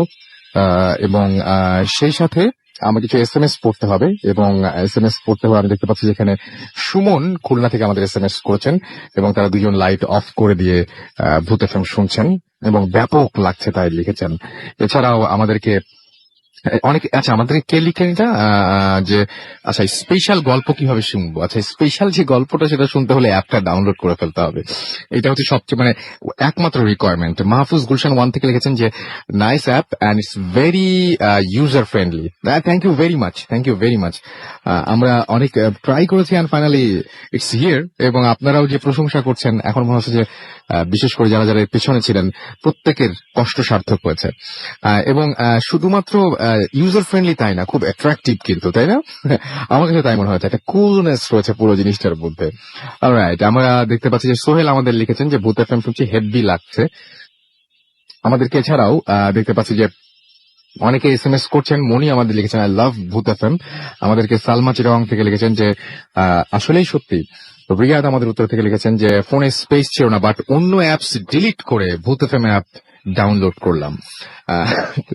আসলে বললাম যে আপনারা সবসময় আমাদেরকে এরকম কি বলবো যে ঋণী করে ফেলেন আসলে সবসময়। ঋণী কোনো মেয়ের নাম না, আমি আসলে ঋণী আপনাদের কাছে। ওকে, তুনা আমাদের কাছে SMS করেছেন, এবং তুনা SMS করে বলেছেন যে ভূত FM। আচ্ছা আমাদেরকে মোনায়েম SMS করেছেন nice app and it's very attractive. আমাদেরকে লিয়া SMS করেছেন, এছাড়াও SMS করেছেন আমাদেরকে দেখতে পাচ্ছি আরো অনেকেই। এবং আমি ভূত FM এর প্রেমে পড়েছি লিখেছেন জিহাদ কেরানীগঞ্জ থেকে। শাওন খুলনা থেকে আমাদের SMS করেছেন আই হ্যাভ ডাউনলোডেড দ্য ফুর্তি অ্যাপ। এবং তিনি SMS তিনি বলছেন যে and I read in class 5। Oh my God! আচ্ছা, তার this is not your handset, right? আমার মনে হয় যে বাসার না, আপনারও হতে পারে, ডেফিনেটলি অবশ্যই হতে পারে। আচ্ছা, আমাদেরকে এছাড়াও দেখতে পাচ্ছি আরো অনেকেই এখানে করেছেন, এবং বলছেন যে ঐশী আমাদের লিখেছেন ভাই অ্যাপটা ডাউনলোড করছি, এবং তিনি লাস্টে বলছেন ইয়েস। হ্যাঁ সেটাই, আমার কাছে মনে হচ্ছে সবাই অনেক বেশি এক্সাইটেড। তন্ময় আমাদের বেলি রোড থেকে SMS করেছেন না, হ্যাঁ বেলি রোড থেকে SMS করেছেন অ্যাপটা ডাউনলোড করলাম মাত্র, এবং আমাদেরকে তারপরে লিখেছে যে বাবু ভাই ফরেন স্টোরি বলেন। আমাদেরকে ছাড়াও দেখতে পাচ্ছি তিশা মধুবাগ থেকে এসএমএস করেছেন, আরিফিন ভাই is the best and his voice is too good. Okay, আরিফিন ভাইয়ের পক্ষ থেকে আমি আপনাকে থ্যাঙ্কস জানাচ্ছি। কিছুক্ষণ পর মধ্যে আরিফিন ভাই আপনাদের সাথে ঘটনাটা নিয়ে আসবেন। আমাদেরকে মামুনা এসএমএস করেছেন এবং কাহিনীগুলো জোস হয়েছে, অ্যাপটা ডাউনলোড করছেন এবং ফুর্তি ফুর্তি লাগছে এখন তার কাছে। সো অ্যাপ নিয়ে অনেক অনেক অনেক অনেক অনেক এসএমএস পাচ্ছি আমরা এবং সবাই অ্যাপ নিয়ে এখন খুব ব্যস্ত। ভূত এফএম শুনছেন, হাত চলছে, অ্যাপ ডাউনলোড হচ্ছে। সো কারণ একটা জিনিস, সেটা হচ্ছে আর মাত্র 1টি ঘন্টা আছে, তারপরেই যে এক্সট্রা যে আওয়ারটা চলবে, মানে এক্সট্রা যে মিনিটস গুলো চলবে, সেগুলো শুধুমাত্র শোনা যাবে সেই ফুর্তি অ্যাপে। সো আগ্রহ থাকারই কারণ এবং আগ্রহ থাকবে, এটাই খুব স্বাভাবিক। আমরা চলেছি আরিফিন ভাইয়ের কাছে। আপনারা যে অ্যাপের সাথে সাথে বলছেন বিদেশি একটা স্টোরি, তো আমরা বিদেশি স্টোরিতে যাই না, যেহেতু সমস্ত পৃথিবীর মানুষ আরো একবার জানিয়ে দেই, শুনছেন সবসময় রেডিও ফুর্তি 88.1 FM, বাংলাদেশের সর্ববৃহৎ রেডিও নেটওয়ার্ক। ঘড়িতে সময় রাত 1:02 এই মুহূর্তে এবং আমি সাথে আছি রাসেল, আমার সাথে রয়েছে মাসুম এবং আজকের অতিথিরা। পৃথিবীর যে প্রান্তে আপনি থাকুন না কেন, আপনাকে ভূত এফএমে জানাচ্ছি স্বাগতম। হাই লিসনিস, অনেক প্রশংসা কিন্তু পাচ্ছি আপনার, এটা হচ্ছে সবচেয়ে। থ্যাংক ইউ লিসনার্সদের, অনেক থ্যাঙ্কস। অনেকদিন পরে আবার আপনাদের সাথে কথা হচ্ছে। তো রিসেন্টলি আমি একটা কনফারেন্সের কাজে এবং কিছু ট্রেনিং এর কাজে হংকং এ ছিলাম বেশ কিছুদিন। তো হংকং এ থাকাকালীন ট্রেনিং এর সময়টা আমাকে খুব ভোরবেলা আমাদের মংককে যে হেড অফিস ছিল ওখানে যেতে হতো। তো আমাদের দুটো head office like 10 to 15 minutes এর ওয়াকিং ডিস্টেন্সে আছে। তো এই ওয়াকিং ডিস্টেন্স গুলা হংকং এ আবার মানে মেইন শহর থেকে জাস্ট উপরে ফার্স্ট ফ্লোর বলে এটাকে, ফার্স্ট ফ্লোরে একটা ওয়াকওয়ে করে দেওয়া আছে, যারা মানে পুরো শহরটাই আপনি চাইলে ওই ওয়াকওয়ে দিয়ে হেঁটে হেঁটে বিভিন্ন বিল্ডিং, বড় বড় বিল্ডিং গুলোর সাথে কানেক্টেড থাকে। তো যেটা হতো যে বিকাল পর্যন্ত ট্রেনিং শেষ করে আমাকে এক বিল্ডিং থেকে আরেক বিল্ডিং এ যেতে হতো, একটা হেড অফিস থেকে আরেকটা হেড অফিসে যেতে হতো। তো যাওয়ার মাঝখানে পুরো ওয়াকওয়েটা আবার গ্লাস দিয়ে ঘেরা উপর থেকে, তো নিচে দেখা যেত খুব সুন্দর ল্যান্ডস্কেপিং করা থাকে, বাগান করা থাকে। তো একটা জায়গায় ক্রস করার সময় আমার সাথে আমার একজন কলিগ থাকতো, আর ওখানকার যে অ্যাডমিন অফিসার যিনি ছিলেন ক্যারেন, উনি থাকতেন। আমরা তিনজন হেঁটে হেঁটে এক বিল্ডিং থেকে আরেক বিল্ডিং এ যেতাম। তো আমি প্রায় প্রতিদিনই ভোরবেলাও আসার সময় খেয়াল করতাম জিনিসটা, আবার সন্ধ্যার সময় ক্রস করার সময় খেয়াল করতাম যে ওই বাগানের মধ্যে কিছু লোক, তারা অর্ধ উলঙ্গ, বিভিন্ন বয়সী, কেউ মাঝ বয়সী, কেউ অনেক বয়স্ক বৃদ্ধ, তারা ওখানে ওই বাগানের মধ্যে বিভিন্ন জায়গায় স্ট্যাচু হয়ে কেউ দাঁড়িয়ে আছে, কেউ বাঁকা হয়ে আছে, ইয়োগিক স্টাইলে আর কি। তো আমি একদিন হাঁটতে হাঁটতে ক্যারেনকে জিজ্ঞেস করি যে ক্যারেন, ব্যাপারটা কি, ওরা প্রতিদিনই দেখতেছি ওরা এইভাবে দাঁড়ায় থাকে, ওরা আসলে বেসিক্যালি কি করে? তো ক্যারেন আমাকে যেটা বলে সংক্ষেপে সেটা হচ্ছে এরকম যে এটা একটা টাইপ অফ লাইফ সায়েন্স, ওরা লাইফ সায়েন্স বলে, আসলে এটা একটা লাইফ আর্ট। এটা হচ্ছে, এটা কেউ 2 ঘন্টা করে, এটাকে কিয়ক বলে, হংকং ল্যাঙ্গুয়েজ এটাকে কিয়ক বলে। তো এটা হচ্ছে আপনার কেউ 2 ঘন্টা করে, কেউ 6 ঘন্টা করে, কেউ 8 ঘন্টা করে, কেউ আবার 24 ঘন্টাই করে। যখন আমি শুনলাম 24 ঘন্টা এটা করে, তখন আমি কারেন্টকে স্বাভাবিকভাবে জিজ্ঞেস করি যে ওরা খাওয়া দাওয়া করে কিভাবে বা আদার্স যেসব নেসেসিটিস থাকে। বললো যে দেখো 24 ঘন্টা যারা করে তাদের 24 ঘন্টা করে এরকম লোক খুব রেয়ার, হংকং এ খুব রেয়ার, 2-3 জন আছে, তারা খুব ফেমাস, হংকং এ খুবই ফেমাস। এবং এটা বেসিক্যালি এই প্র্যাকটিসটা এসছে হচ্ছে তিব্বতের লামা থেকে। তিব্বতে যেটা হতো যে লামাতে বহুদিন পর্যন্ত মানুষের অ্যাক্সেস বন্ধ ছিল, তো তিব্বতের মঙ্করা এটা প্র্যাকটিস করতেন, ওখান থেকে এটা চাইনিজ রাইট মঙ্কদের প্র্যাকটিস, এবং তিব্বতে এটা খুব ফেমাস একটা প্র্যাকটিস ছিল। তো এটা ওখান থেকে আসে এবং চায়নাতে কিছু কিছু অ্যারেনাতে এটা খুবই ফেমাস একটা প্র্যাকটিস, এটা একটা লাইফ আর্ট। এটা করে তারা বিশ্বাস করে যে তারা সুপার ন্যাচারালি একটা স্পিরিচুয়ালি একটা সার্টিন লেভেলে চলে যায়, তারা তখন আর এই দুনিয়াতে এক্সিস্ট করে না। তো এরকম আমি আসা যাওয়ার পথে প্রতিদিনই খেয়াল করতাম যে 2 বারই প্রতিদিনই খেয়াল করতাম যে এরকম কেউ না কেউ ওখানে এক্সারসাইজ করছে। আরো কিছু দূর যাওয়ার পরে দেখতাম যে একটা জায়গায় অনেক পাখি ছিল, ভালো মতো যখন খেয়াল করি দেখলাম যে সবই হচ্ছে দাঁড় কাক, মানে আমি উপর থেকে দেখি তো খুব ছোট দেখা যায়, ভালো মতো যখন একদিন দাঁড়িয়ে দেখলাম দেখি যে সবগুলাই দাঁড় কাক, রেভেন। তো আমি আবার ক্যারেনকে যখন জিজ্ঞেস করি, ক্যারেন আমাকে বলে যে দেখো, মানে আমি একটা জিনিস খেয়াল করি যে আমি ঠিক যতটুকু জানতে চাই ক্যারেন আমাকে এর বেশি কিছু ততটুকু বলে না, বলে। ঠিক ততটুকুই রিপ্লাই করে। ওই দিন যেমন প্রথম আমি যখন জানতে চাই, সে আমাকে দাঁড় কাক নিয়ে কিছুই বলেনি। পরে আমাকে ও বলে যে কিয়কের সাথে দাঁড় কাকের একটা সম্পর্ক আছে, তুমি সেদিন জানতে চাচ্ছিলা যে কেউ 24 ঘন্টা কিভাবে করে। তো ওরা যেটা করে যে তখন আমাকে বলল যে এখানে একজন বৃদ্ধ আছে, ও মানে প্রতিদিন যেহেতু আমি ওকে কোয়েশ্চেন করছি পরপর, তো আমাকে বলে তুমি যদি খুব কিউরিয়াস হও আমি তোমাকে একটা জিনিস দেখাতে পারি, কিন্তু তোমাকে সেটা অনেক রাতে আসতে হবে, মাঝরাতে যদি তুমি আসতে পারো আই ক্যান শো ইউ। তো আমি বলি যে না, আমার ওটা দেখার ইচ্ছা নেই, তুমি আমাকে জাস্ট বলো কি হয়, ঘটনাটা বলো। তো ও বলে যে তুমি যদি মাঝরাতের দিকে আসো দেখবা যে সে একজন বৃদ্ধের নাম বলে, নামটা আমার এখন আর মনে নেই, চাইনিজ নাম। তো বলে যে সে এই প্র্যাকটিসটা করে 24 ঘন্টা, সে একজন লামা। তো সে অরিজিন হচ্ছে তিব্বতের। তো সে যেটা করে, সে মাঝরাতে তুমি যদি আসো, ঠিক সে যেই জায়গায় সারাদিন থাকে, মানে ওরা হয় কি, মানে খুব পিকুলিয়ার ভাবে দাঁড়িয়ে থাকে, পিঠ টিট বাঁকা করে, এমন ভাবে তারা মাথা বাঁকা করে দাঁড়িয়ে থাকে, মানে আমি দেখেই বুঝতে পারছি এটা সাধারণ মানুষের পক্ষে সম্ভব না। এটা সম্ভব না, এত শরীর বাঁকানো সম্ভব না। তো ও বলে যে মাঝরাতের দিকে তুমি আসলে দেখবা যে কিছু দাঁড় কাক একটা নির্দিষ্ট ডিস্টেন্সে একটা মার্ক ক্রিয়েট করে থাকে, ও যেখানে প্র্যাকটিস করে ঠিক ওই জায়গাটায়, এবং তুমি যদি আসো আমি তোমাকে এই ওয়াকওয়েতে এনেই দেখাতে পারবো। তো আমি বলি আচ্ছা ঠিক আছে, এটা চিন্তা করে দেখা যাবে যদি কখনো আসি, আমি তো আছি এখানে। তো যেটা হয়, সন্ধ্যার সময় একদিন এরকম মিটিং শেষ করে আমরা, রাত হয়ে যায়, মানে লাস্ট দিন যেদিন রাত হয়ে যায়, ফেরার পথে আবার ওয়াকওয়ে দিয়ে নেমে এসে আমাদেরকে মেট্রোর জন্য নিচে চলে যেতে হবে। ফিরে আসার সময় দেখলাম, মানে প্রথম দিন সেদিন একদিন সে আমাকে সেই বৃদ্ধটাকে দেখায় যে এই সেই লোক, তুমি জাস্ট দেখো। তো আমি দেখি যে লোকটা অনেক বয়স্ক, মানে চামড়া টামড়া কুচকানো, মুখটাও বেশ অদ্ভুত। বেশ কাছে থেকে মাঝখানে জাস্ট একটা গ্লাস, আমি তাকে দেখতে পাই, সে ওইভাবে বাঁকানো ভঙ্গিতে কিয়ক করছে, দাঁড়িয়ে আছে। তো আমরা যখন রাত্রেবেলা যখন ব্যাক করছি, আমি আর দেখলাম আর ওই লোকটা নেই। ওখানে দেখলাম যে কিছু দাঁড় কাক বসে আছে। তো আমি হেঁটে চলে আসছি, ক্যারেন আমাকে তখন বললো তুমি ভালো মতো খেয়াল করো, দাঁড় কাক গুলো কিভাবে বসে আছে একটু খেয়াল করো।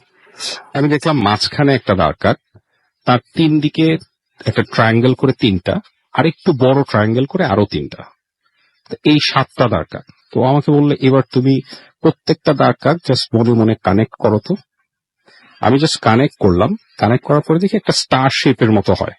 বললো যদি মনে মনে চিন্তা করো কি পাও। তো বললো যে ব্যাস এতটুকুই, বাকিটা তুমি পরে আমি তোমাকে বলবো। পরে ওর কাছে যেটা জানতে পারি যে তিব্বতের লামাদের একটা প্র্যাকটিস ছিল, সেটা হচ্ছে ওরা প্রতি অমাবস্যার রাতে, এটা নাকি তারা এখনো করে, 98 পর্যন্ত তিব্বতে কিন্তু লামাদের ওখানে অ্যাক্সেস বন্ধ ছিল, ওয়ার্ল্ডের কেউ ওখানে যেতে পারতো না, ভিসা হতো না। 98 পরে যখন ভেরি রিসেন্টলি তাদের অ্যাক্সেস গুলা করা হয়েছে। তো ওরা যেটা করতো, অমাবস্যার রাতে একটা ভ্যালি আছে ওখানে, ডেথ ভ্যালি বলে ফরেনাররা, ওদের ওখানকার একটা লোকাল নাম আছে। তো ওই ডেথ ভ্যালিতে গিয়ে দুটো পাহাড় এসে ওখানে মিশেছে, ওই ডেথ ভ্যালিতে গিয়ে ওরা একটা বিশাল স্টার ক্রিয়েট করে বসে, এবং ওখানে মাঝখানে ওরা আগুন ধরায়। মানে এটা হচ্ছে বিশাল ভ্যালি, মানে হচ্ছে 2 পাহাড় যেখানে মিশে বিশাল করে তারা আগুন ধরায়, অনেক উঁচু পর্যন্ত ওই আগুনের তাপ ওঠে।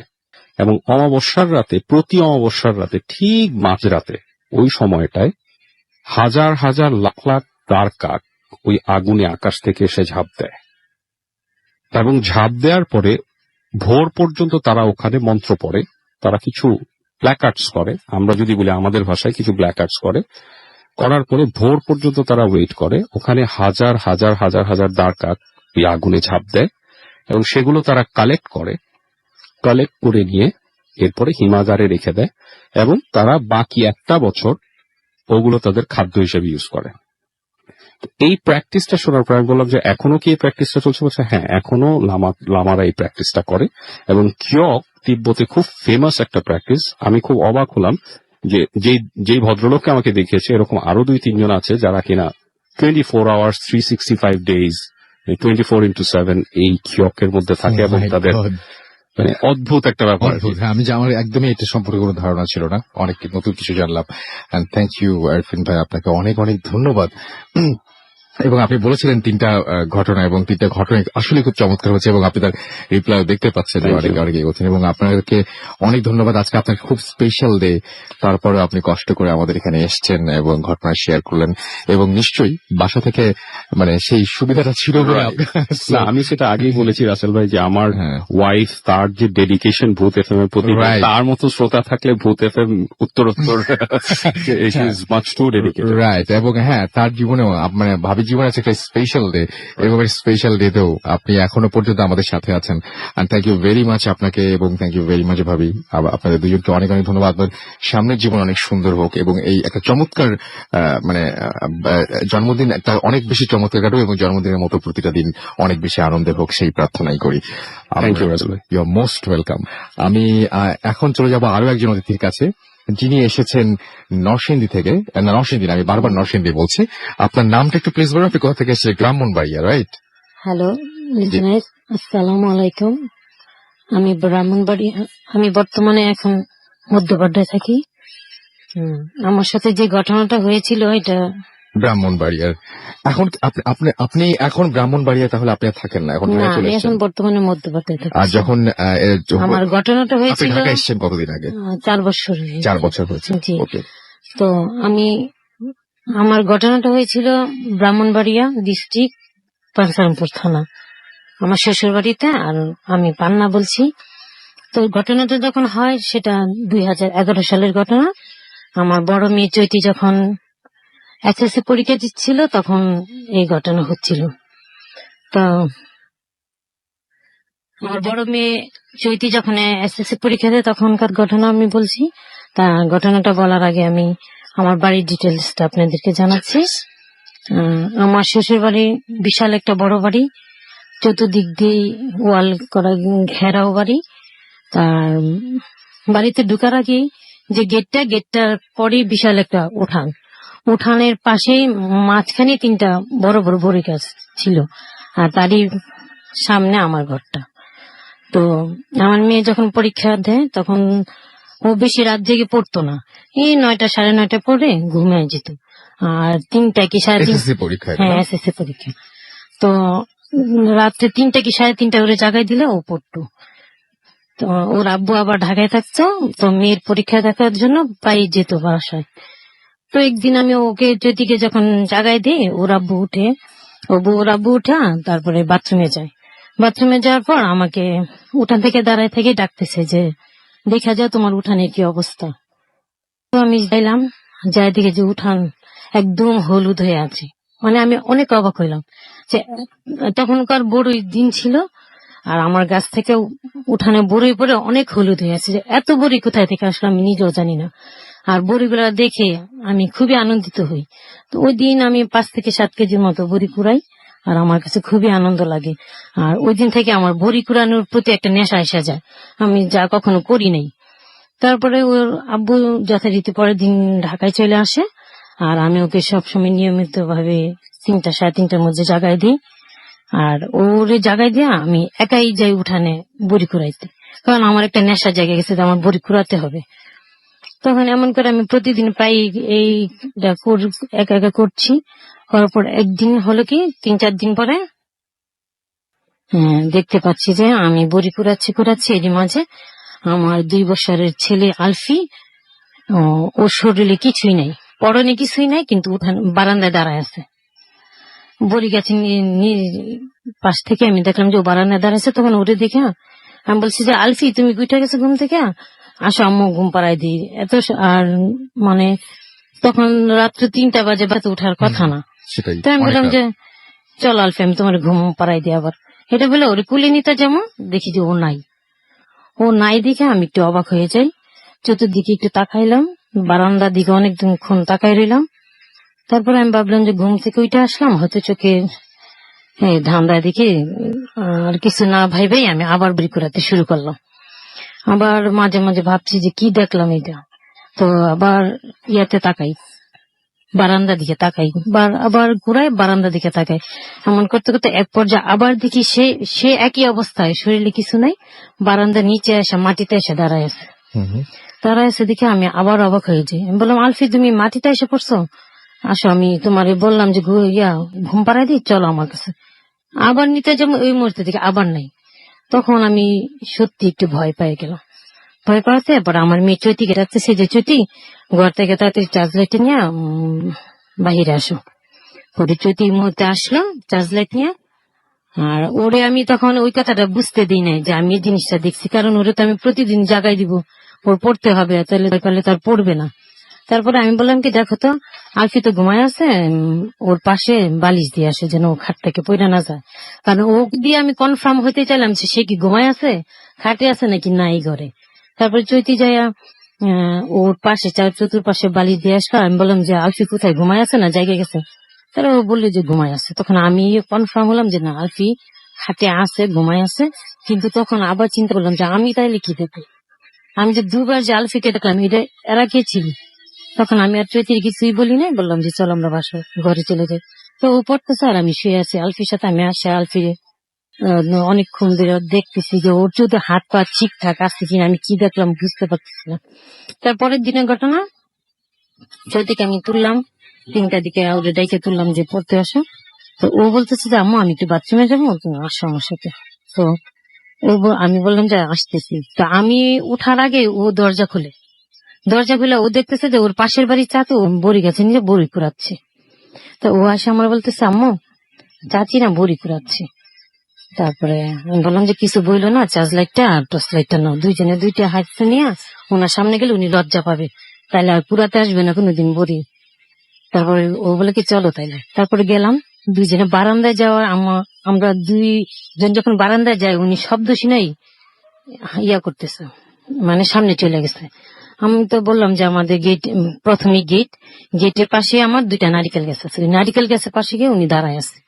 তো আমি আর আমার মেয়ে বারান্দায় দাঁড়ায় থেকে ওনারে দেখতেছি। আর আমার মেয়ে বলতেছে আপনি কে, এত রাত্রে করে কি মানুষের বাসায় আসে নাকি বড়ি কুড়াইতে, আপনি এত রাত্রে করে আসলেন? ও রাগ করতেছে। পরে আমি বলি কি যে আপনি কে, আপনি কথা বলেন না কেন? তারপরে উনারে দেখতেছি নারিকেল গাছের কাছে দাঁড়ায়, একবার ওই পাশ থেকে ওই পাশে দৌড় দেয়, আবার এই পাশ থেকে ওই পাশে দৌড় দেয়। আর উনাকে দেখলাম যে সালোয়ার কামিজ পরা, চুল ছাড়া, কিন্তু ওনার চেহারা আমরা কেউ দেখতে পাচ্ছি না। আমি এবং আমার মেয়ে চৈতি অনেক চেষ্টা করছি ওনার চেহারাটা দেখতে, টর্চ চিপতেছে, চার্জ লাইট দিতেছে, চেহারাটা বোঝা যাচ্ছে না কি, কিন্তু মানুষের আকৃতিটা বোঝা যাচ্ছে, চুল ছানা এবং সালোয়ার কামিজ পরা। তো আমার মেয়ে বলতেছে আম্মু চল আমরা সামনে যাই। উনি যখন কথাই বলে না, আমরা সামনে যাই। যখন আমরা দুইজনে বারান্দায় থাকে নামলাম, গেটের বাইরে চলে যাই। তারপর আমরা আবার যাইলাম নারকেলের গাছের কাছে, উনি আবার একটু সামনে যায়, উনি সামনে যায়, আমরাও সামনে যাই। মানে উনি কিছু বলেও না, আবার কিছু মানে দৌড়ে দেয় না, লুকায়ও না। তো এমন করতে করতে আমরা এক পর্যায়ে অনেক দূরে চলে যাই। কখন যে কতটুকু দূরে চলে যাই এটা আমরা মা মেয়ে কেউই বুঝতেছি না। তারপর আমি এক পর্যায়ে আমার কি খেয়াল আসে যে আমরা কোথায় আসলাম। আমি পিছনে তাকাই দেখি গ্রামের বাড়ি, ঘুটঘুটে অন্ধকার। তারপরে 3টা বাজে, তখন বুঝিনি যে কেমন অন্ধকার। তা আমি যখন পিছনে তাকাইলাম তখন আমার খেয়াল হলো যে আমাদের বাড়ি কই আর আমরা কোথায়, তাহলে তো আমাদের বাড়িটা দেখা যাচ্ছে না। তখন আমার মেয়ের আবার চুল আবার মাসাল্লাহ অনেক বড়, কোমর ছাড়া। এবার ওর চুলটা কেমন করে যেন হঠাৎ করে চুল খুলে যায়। তো আমার একটু ভয় লাগছে, কারণ আমি শুনতাম যে ওরা নাকি চুলের প্রতি আকর্ষণ বেশি, তারপর সুন্দরী মেয়েদের প্রতি আকর্ষণ বেশি। আমার মেয়েটা এমনি একটু দেখতে সুন্দরী। তো যখন ওর চুলটা খুলে যায় তখন আমি একটু ঘাবড়ে যায় আর ওরে ধরে বলি যে চুতি চলো বাসায় যাই। আর আমি যে আগের দিন আলফিকে দেখছি ওই ঘটনা তো ওকে বলি নাই, ও বলে তো ভয় পাবে। তা ওই ঘটনাটা আমার মনে হয়ে যাওয়াতে আমি বলছি যে চলো আলফি চৈতি আমরা ঘরে চলে যাই। পরে ও বলতেছে না আমি আজকে ওনারে ধরবো, উনি প্রতিদিন এমন করে। আমি কি না, ধরার দরকার নাই, বড়ি নিয়ে যাক, মানুষে বলে যে চুরি করলে নাকি গাছে ফল ধরে, বেশি নিয়ে যাক, তবু আমি ঘরে চলে যাই। কিন্তু আমি যে ভয় পাচ্ছি ওইটা ওকে বোঝাতে চাচ্ছি না। তারপর আমরা যথারীতি ঘরে চলে আসলাম। তারপর থেকে আমি আর বড়ি কুড়াতে যাই না, কারণ আজানের আগে নাকি শুনি ওরা খুবই চলাফেরা করে, আর আজানের পরে চলে যায়। তারপরে আমি আর কোনোদিন 3:30 বা 3টার মধ্যে বড়ি কুড়াতে যাই না, ওরে নিয়ে আমি আশা করি। তারপর যথারীতি ও মেট্রিক পাস করলো, ওর আব্বু আইনা ওকে ঢাকায় কিন্তু আপনার সমস্যা চলতে থাকলো, আপনি হ্যাঁ। এখনো পর্যন্ত বলছিলেন যে এখন আপনার রাতের বেলায় অনেক সমস্যা, অনেক কিছু দেখেন হ্যাঁ। আপনি। তারপরে বলতেছি যে ওকে যখন ওর আব্বু ঢাকায় নেয় কলেজে ভর্তি করালো, তখন আমি আমার মেয়ে শ্রাবন্তী এবং আলফিকে নিয়ে একাই গ্রামের বাড়িতে থেকে যাই, আর ওর আব্বু ওকে নিয়ে ঢাকায় থাকে একসাথে দুইজনে। তখন আমার ছোট মেয়েটা তখন 4 বছর আর ছেলেটা 2 বছর, শ্রাবন্তী 4 আর আলফি 2। তখন ওদের দুজনকে নিয়ে যখন আমি থাকি, রাত্রে আমি থাকি ঠিকই ঘরে, কিন্তু ঘুমাই না। সারা সমস্ত রাত্রে আমি তাকাই থাকি, কারণ আমার ভয় লাগে। ঘরে মনে হয় একটা কেউ আছে, আমি ফিল করতে থাকি আমাকে কেউ ভয় দেখাচ্ছে, কেউ ওই ঘর থেকে ওই ঘরে দৌড় দিচ্ছে, এই জিনিসটা বুঝতে পারছি। তারপরে টিনে ঘর ছিল, ধাক্কা দিচ্ছে এটা বুঝতে পারছি, দরজায় ধাক্কা দিচ্ছে এটা বুঝতে পারছি। আমি সমস্ত রাত্রে তাকায় থাকতাম, কিন্তু কোনোদিন ঘুমাইতাম না। আর যখন ভোরের আজান দিত তখন আমার একটু ঘুম আসতো, আর তখন তো সকালে আর ঘুমিয়ে আসে না। এমন করে করে 2 মাস যখন যাইলো, তখন একদিন করলাম কি, রাত্রি ওই দিন রাতে যেদিন ঘটনা আমার সাথে ঘটে, ওই দিন আমি সবসময় লাইট অন করে ঘুমাই। ওই দিন যে কিসের জন্য যে অফ করলাম সেটা আমি নিজেও জানি না, ডিম লাইটটা শুধু ছিল। তো আমি ফিল করলাম যে আমার ঘরে কেউ একটা আছে। আমি মানে এমনি খাটে বসে রয়েছি, দেখলাম যে একটা ওই ঘর থেকে কে যেন উকি মেরে আমাকে দেখতেছে, এমন একটা ভাব। কিন্তু বাচ্চা দুইটার সাথে শেয়ার করলে তো ওরা তো আরো ভয় পাবে, আর ওদেরকে বলে তো কোনো লাভই নেই। তারপরে আমি ঘুমাতে একবার চোখ বন্ধ করি, একবার চোখ খুলি, একবার বন্ধ করি, একবার খুলি, এভাবে করতে করতে এক পর্যায়ে আমি একটু ঘুমাই যাই। ঘুমানোর পরে হঠাৎ করে একটা মানুষ আসে, যখন খাটের মধ্যে ধাক্কা দিলে যেমন একটা খাটটা নইরা ওঠে, ঠিক আমার খাটটা এমন নইরা উঠলো। তখন আমি হঠাৎ করে তাকাই যাই, তাকাই যাই আমি যার কি বলবো, আমার এখনই গলা শুকায় যায়। তো তখন আমার গলা শুকায়া হাত পা ঠান্ডা হয়ে যায়, কারণ আমি তখন দেখতে পারি যে আমার পায়ের কাছে একজন কে যেন দাঁড়ায় আছে। ওরা সাদা পোশাক, পাঞ্জাবি পরা, মিডিয়াম বয়সের, বেশি ইয়া না, বয়স্ক না, কিন্তু ওনার মুখটা আমি দেখতে পাচ্ছি না। ওনার এবং মুখটা একই সাথে আপনি যে বড়ই কুড়াতে এসেছিল তারও মুখ দেখতে পারেননি, এবং না। এরও মুখ আপনি হ্যাঁ হ্যাঁ বুঝতে পারেন নাই। বুঝতে পারিনি। আর এখনকারটাও আমি বুঝতে পারছি যে একটা ছেলে, মানে পুরুষ লোক, বয়স্ক, পাঞ্জাবি পরা, কিন্তু মুখটা আমি বুঝতে পারছি না। আমি চেষ্টা করছি মুখটা বোঝার জন্য। আচ্ছা, অনেক ধন্যবাদ আপনাকে আপনার ঘটনার জন্য, এবং দুটো ঘটনায় মোটামুটি সিমিলার। এবং আপনার সঙ্গে এসেছেন, আপনার নামটা একটু বলেন, গতদিন আপনি এসেছিলেন, আপনার নামটা একটু বলেন। আমি গতদিনই ওনার সাথে কথা বলে ওনার ঘটনা আমাদের ভালো লেগেছিল, এবং উনি বলছিলেন যে তার ফুপুর কাছে অনেক ঘটনা আছে, এবং এতক্ষণ আমরা তার ফুপুর ঘটনায় শুনলাম। আপনার নামটা একটু প্লিজ আর একবার বলুন। ধন্যবাদ রাসেল ভাই, আমি রকি বলছি, নর্থ সাউথ ইউনিভার্সিটিতে পড়ি। ওকে, যাই হোক, অনেক ধন্যবাদ আপনাকে। আর আমরা, আচ্ছা, আরেকবার বলতে হবে আপনার নামটা। আমার নাম রকি। ওকে, আর আপনি এসেছেন নর্থ সাউথ ইউনিভার্সিটি থেকে, right? Okay, thank you very much. আমরা এত ঘরে একটা চমৎকার ঘটনা শুনলাম, এবং আরো বেশ কিছু ঘটনা রয়েছে। আমি একটা জিনিস খবর পেয়েছি এরকম ভাবে, যারা হচ্ছে অ্যান্ড্রয়েড ইউজার তারা তো খুব অ্যাক্টিভ মনে হচ্ছে, কিন্তু অ্যাপেল ইউজারদের কি অবস্থা আমি এখনো ঠিক জানি না। পিছিয়ে পড়লে কিন্তু চলবে না, তাহলে আমরা কোনোভাবেই হাঁটতে চাই না, রাইট? আমি দেখতে পাচ্ছি যে এর মধ্যে কেয়ারলেস শাউন খুলনা থেকে লিখেছেন যে অ্যাপটা চরম, এতদিন কোথায় ছিল অ্যাপটা, এতদিন আসার প্রস্তুতি ছিল, এই আসার প্রস্তুতি নিতে নিতে এতদিন হয়ে গেছে, এবং আসার যে প্রস্তুতি পর্ব সেই পর্বের মধ্যে আটকে ছিল অ্যাপটা। আশিক আমাদের লিখেছেন যে আমি অ্যাপটা ডাউনলোড করেছি এবং অনেক মজা লাগছে তার কাছে, এবং তিনি লিখেছেন থ্যাংকস ফুর্তি। রুমান লিখেছেন যে এই অ্যাপটা দিয়ে শুধু কি মানে ইজ দিস অ্যাপ, আচ্ছা মানে তিনি বলতে চাইছেন যে এই অ্যাপটা দিয়ে কি শুধুমাত্র ভূত এফএমই শোনা যাবে, নাকি রেডিও ফুর্তির বাকি প্রোগ্রামগুলো শোনা যাবে? ভাই, এই অ্যাপ দিয়ে রেডিও ফুর্তির সমস্ত কিছু আপনি শুনতে পারবেন, এবং কিন্তু এই অ্যাপটা দিয়ে এই অ্যাপটা ছাড়া যেটা আপনি কোনোদিনই পারবেন না, সেটা হচ্ছে যে ভূত এফএমের পরে একটা এখনো পর্যন্ত সবচাইতে বেশি মানে জনপ্রিয় যে ঘটনাটা, সেই ঘটনাটা আমরা আজকে শুধুমাত্র অ্যাপ ইউজারদের জন্য আরো একবার সম্প্রচার করব। সেটা শুধুমাত্র যারা অ্যাপটা ইউজ করবেন বা ডাউনলোড করে ফেলেছেন তারাই শুনতে পারবেন। আমাদেরকে রাসেল ম্যামন সিং মেডিকেল থেকে লিখেছেন যে অ্যাপটা নাইস, এবং তিনি বলছেন কুল, এবং কনসেপ্টটা অনেক মজার, তাই লিখছেন। আমাদেরকে এছাড়াও আরো অনেকেই অ্যাপ নিয়ে লিখছেন। এছাড়াও আমি দেখতে পাচ্ছি যে ফেসবুকে অনেকে বলছেন যে আমাদেরকে দেখতে পাচ্ছি যে রায়হান কবির লিখেছেন আমি জয়পুরহাট থেকে শুনছি। আপনি জয়পুরহাট কেন, আপনি জার্মানি থেকে শুনতে পারেন, এখন কোনো সমস্যা নেই। মনির হোসেন আমাদের লিখেছেন যে ভূত এফএম অ্যাপটা ডাউনলোড করলাম এইমাত্র প্লে স্টোর থেকে। আমাদেরকে এছাড়াও ফয়সাল লিখেছেন ভালো হচ্ছে, ভূত এফএম অসাম লিখেছেন সূর্য মানিক, আমাদেরকে এছাড়াও লিখেছেন দেখতে পাচ্ছি যে আজকে খলিল উদ্দিন চৌধুরীর 20th বার্থডে, জন্মদিনের অনেক অনেক শুভেচ্ছা থাকলো আপনার জন্য। এছাড়া আমি দেখতে পাচ্ছি ইমারত হুসাইন লিখেছেন ভাই অ্যাপটা সেইরাম, ওকে। সাব্বির লিখেছেন যে অ্যাপটা ভালো, মানে পিসি অ্যাপ। আমাদেরকে এছাড়াও দেখতে পাচ্ছি লিখেছেন যে চরম লাগছে ভূত এফএম, এবং তিনি যে আচ্ছা তার মানে পিসি অ্যাপ কই, ওকে ওকে। আপনি এটা দিয়ে আপনি অ্যাটলিস্ট মানে কি বলবো যে আপনি এটা দিয়ে ভূত এফএম শুনতে পারবেন, রেডিও ফুর্তি শুনতে পারবেন। আমার মনে হয় যে আপাতত এটা ইনাফ ভাইজান।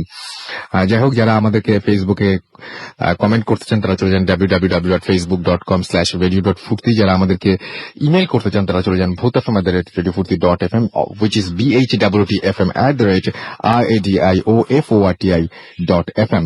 আর যারা আমাদের SMS করতে চান মোবাইলের মেসেজ অপশনে গিয়ে টাইপ করুন ফুর্তি FORTI ফুর্তি, স্পেস দিয়ে লিখুন আপনার নাম, স্পেস দিয়ে আপনার মেসেজ পাঠিয়ে দিন 9840 নাম্বারে। আমরা ফিরে আসবো একটা ছোট্ট ব্রেকের পরে, এবং সেই পর্যন্ত আপনাদের একটু কষ্ট করে আমাদের সঙ্গেই থাকতে হবে, কারণ আরো অনেক অনেক ঘটনা রয়েছে আপনাদের জন্য। সো আমাদের সঙ্গেই থাকুন, স্টে টিউনড টু রেডিও ফুর্তি এন্ড ডোন্ট স্টপ দ্য ফুর্তি। Booth FM. The night comes alive with Gramophone.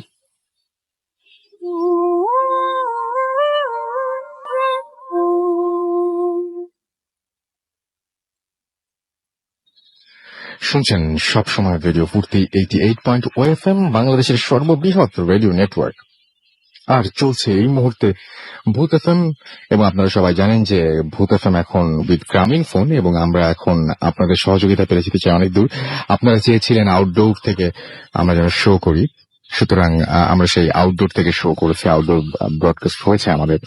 সেই একইভাবে আপনারা চেয়েছিলেন যে সবাই শুনতে চান ভূত এফএম, এবং চান যে সাউন্ড কোয়ালিটি যেন একেবারেই ফল না করে, অর্থাৎ আমরা যেরকম ভাবে যারা স্টুডিওর মানে যারা লাইভ শোনেন তারা যে মজাটা পান আপনারাও সেই মজাটা পেতে চান, এবং সেই একইভাবে জমজমাট মিউজিক, জমজমাট ভয়েস কোয়ালিটি সেগুলো সবকিছু। সেই জন্য আমরা নিয়ে আসলাম রেডিও ফুর্তির এই যে এখন ফুর্তি অ্যাপ। সো ফুর্তি অ্যাপ আপনি অ্যান্ড্রয়েড ইউজার হন আর অ্যাপল ইউজার হন, সবাই ডাউনলোড করতে পারবেন। অনেকের মধ্যে আবার কনফিউশন রয়েছে, হ্যাঁ, যে ওই কনফিউশনটা এরকম নিয়ে যে অনেকে নাকি অলরেডি সার্চ দিয়ে নাকি আরো মানে অন্যরকমও পাচ্ছেন, এরকম আমাদেরকে জানাচ্ছেন। না ভাই, আমাদের দেখেন আপনি সবচাইতে ভালো হয় যে আপনি চলে যান গুগল প্লে স্টোরে বা অ্যাপ স্টোরে, এবং সেখানে গিয়ে আপনি যে সার্চ দেন রেডিও ফুর্তি লিখবেন, শুধুমাত্র রেডিও ফুর্তি RADIOFORTI ফুর্তি, ব্যাস দেখবেন যে অ্যাপটা চলে এসছে। আমাদের কিন্তু ফেসবুকের যে আমাদের ফ্যান পেজ রয়েছে www.facebook.com, এখানে দেখবেন যে অনেকে অলরেডি লিঙ্কটা শেয়ার দিচ্ছেন, রাইট?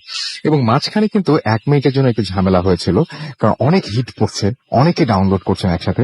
বিশেষ করে অ্যাপল ইউজার যারা রয়েছেন তারা হয়তো একটু সমস্যা ফেস করছিলেন, বাট এখন সেটা ঠিক হয়ে গেছে। আর আপনি কিন্তু যদি অ্যান্ড্রয়েড ইউজার হন তাহলে আপনার জন্য আনলিমিটেড সুযোগ দেওয়া আছে, সুতরাং আপনি যখন খুশি তখন মানে যত ইচ্ছা আপনি যে যখন খুশি আপনি ডাউনলোড করে ফেলতে পারবেন। আর আমার মনে হয় যে ওই থাকে না একটা সবচাইতে বেস্ট টাইম হচ্ছে এখনই, কারণ আর মাত্র 27 মিনিট পরেই আমরা তো চলে যাব, কিন্তু থাকবে ভূত এফএমের সেই স্পেশাল গল্পটা, যেটা অনেকেই শুনতে চান এখনো পর্যন্ত। আজকে সকালেও যেটা নিয়ে কথা হয়েছে, অনেকে শুনেছেন এবং আমি বিশ্বাস করি অনেকে শোনেননি, আবার অনেকে শুনেছেন কিন্তু সাউন্ডটা সেরকম ছিল না। সো আজকে সেই ঘটনাটা আপনারা শুনতে পারবেন যারা অ্যাপ ইউজার, শুধুমাত্র তারাই। এবং আমি দেখতে পাচ্ছি অনেকেই অলরেডি কিন্তু এই অ্যাপটা ডাউনলোড করছেন, সেই অ্যাপটা নিয়ে, এবং তিনি মানে অনেকেই দেখতে পাচ্ছি যে এখনো পর্যন্ত মানে আমাদেরকে সেই ব্যাপারে SMS পাঠিয়ে যাচ্ছেন, এবং অনেকে আমাদের ভূত এফএমের আজকে এই এপিসোডের প্রশংসা করছেন। হ্যাঁ ভাই, আজকের এপিসোডটা আমরা চেয়েছি স্পেশাল করতে, গতদিনের এপিসোডটাও স্পেশাল করেছিলাম এবং অনেক পুরনো মানুষদের সাথে একসাথে দেখা হয়েছিল, অনেক মজা করে আমরা করেছিলাম। আজকেও ঠিক একই ব্যাপারটা করছে। স্বপ্নের পৃথিবী লিখেছেন যে অ্যাপ চালিয়ে খুব মজা পাচ্ছি আমাদেরকে। এছাড়াও দেখতে পাচ্ছি যেখানে লিখেছেন যে কিছু কিছু তারা পিসির জন্য এরকম কিছু অ্যাপ চান। আমি জানিয়ে দিলাম আমাদের এখানে কিন্তু অফিস থেকে জমজমাট, মানে অফিস ভর্তি মানুষজন, সুতরাং জানিয়ে দিলাম তাদেরকে, এবং আমাদের যারা বসরা রয়েছেন তারা নিশ্চয়ই সেটা শুনে এরকম একটা কোনো ব্যবস্থা নিবে যারা মানে এতবার করে যেহেতু পিসির প্রসঙ্গটাও আসছে, সুতরাং আমি সেটা জানিয়ে দিলাম। এছাড়া আমাদেরকে দেখতে পাচ্ছি আরো অনেকেই লিখেছেন। মতি মোহাম্মদ শুভ লিখেছেন অ্যাপসটা কুল আমাদেরকে। এছাড়াও আরো অনেকেই এখানে লিখেছেন যে আমিও ডাউনলোড করলাম, কুল লিখেছেন আজিজুল হক। এছাড়াও আমাদেরকে লিখেছেন সানি, ফেসবুকে কিন্তু এগুলো পড়ছি, যে তিনি লিখেছেন যে how can I download this app. আমি একটু আগেও বললাম, তারপর আরো একবার বলি যে আপনি এই যে ফেসবুকে আছেন না, আপনি ফেসবুকটা জাস্ট স্ক্রল করে একটু উপরে চলে যান এবং স্ক্রল করে উপরে গেলে দেখবেন যে এখানে একটা ট্যাব দেয়া আছে এবং সেই ট্যাবটার নামই কিন্তু ফুর্তি অ্যাপ। সেখানে যে আপনি ক্লিক করেন সেখান থেকে পারবেন www.facebook.com/radio.furti এবং এছাড়াও আপনি www.radio.furti সেখানে গিয়েও আপনি এটা ডাউনলোড করতে পারবেন। আপনি সরাসরি, আপনি যদি অ্যান্ড্রয়েড ইউজার হন তাহলে আপনি সরাসরি চলে যান আপনার গুগল প্লে স্টোরে এবং সেখানে গিয়ে কিন্তু আপনি সরাসরি টাইপ করুন রেডিও ফুর্তি, RADIOFORTI, রেডিও ফুর্তি, তাহলে দেখবেন যে পেয়ে যাবেন। যাই হোক, আমাদেরকে দেখতে পাচ্ছি যে আরো অনেকেই আচ্ছা, এখানে দেখতে পাচ্ছি যে গুগল প্লেতে 3 MBর অ্যাপটা এখন ডাউনলোড করলেন আরো একজন, এবং তিনি হচ্ছেন Adnan Arafat. Thank you very much যারা ডাউনলোড করছেন, এবং আমি জানি যে আপনারা লাস্টে যে ঘটনাটা সেটা শোনার জন্য এবং ভূত এফএম এর সাথে সবসময় কানেক্টেড থাকার জন্য এটা করছেন, and thank you very much. আমরা চলে যাবো বাবু ভাইয়ের কাছে এবং বাবু ভাইয়ের একটা স্টোরি আমরা শুনবো এই মুহূর্তে আরো একবার। এবং বাবু ভাই, আপনি এখন যে ঘটনাটা শোনাবেন সেটা কোথাকার ঘটনা বা কোথায় ঘটেছিল সেটা একটু জানাতেন যদি। আচ্ছা, আমাদের মনে হয় একটু সমস্যা হচ্ছে মাইক্রোফোনটাতে। আমি আমার মনে হয় যে বাবা আপনাকে আরো একবার একটু কষ্ট করে বলতে হবে, রাইট? একটু কষ্ট করে আরো একবার বলতে হবে। রসুল ভাই, এই কাহিনীটা হচ্ছে ঢাকার কাহিনী, ঢাকার পুরান ঢাকার কাহিনী, পুরান ঢাকার নারিন্দা এলাকা। আচ্ছা, শুনি আমরা। আচ্ছা, নারিন্দা এলাকায় আপনার ওখানে একটা বাড়ি ছিল আর কি। সেই বাসাটা আর কি আপনার অনেকদিন ভ্যাকেন্ট পড়ে থাকে, কারণ ওদের ফ্যামিলি মেম্বার যারা ছিল তারা সবাই বাইরে থাকে।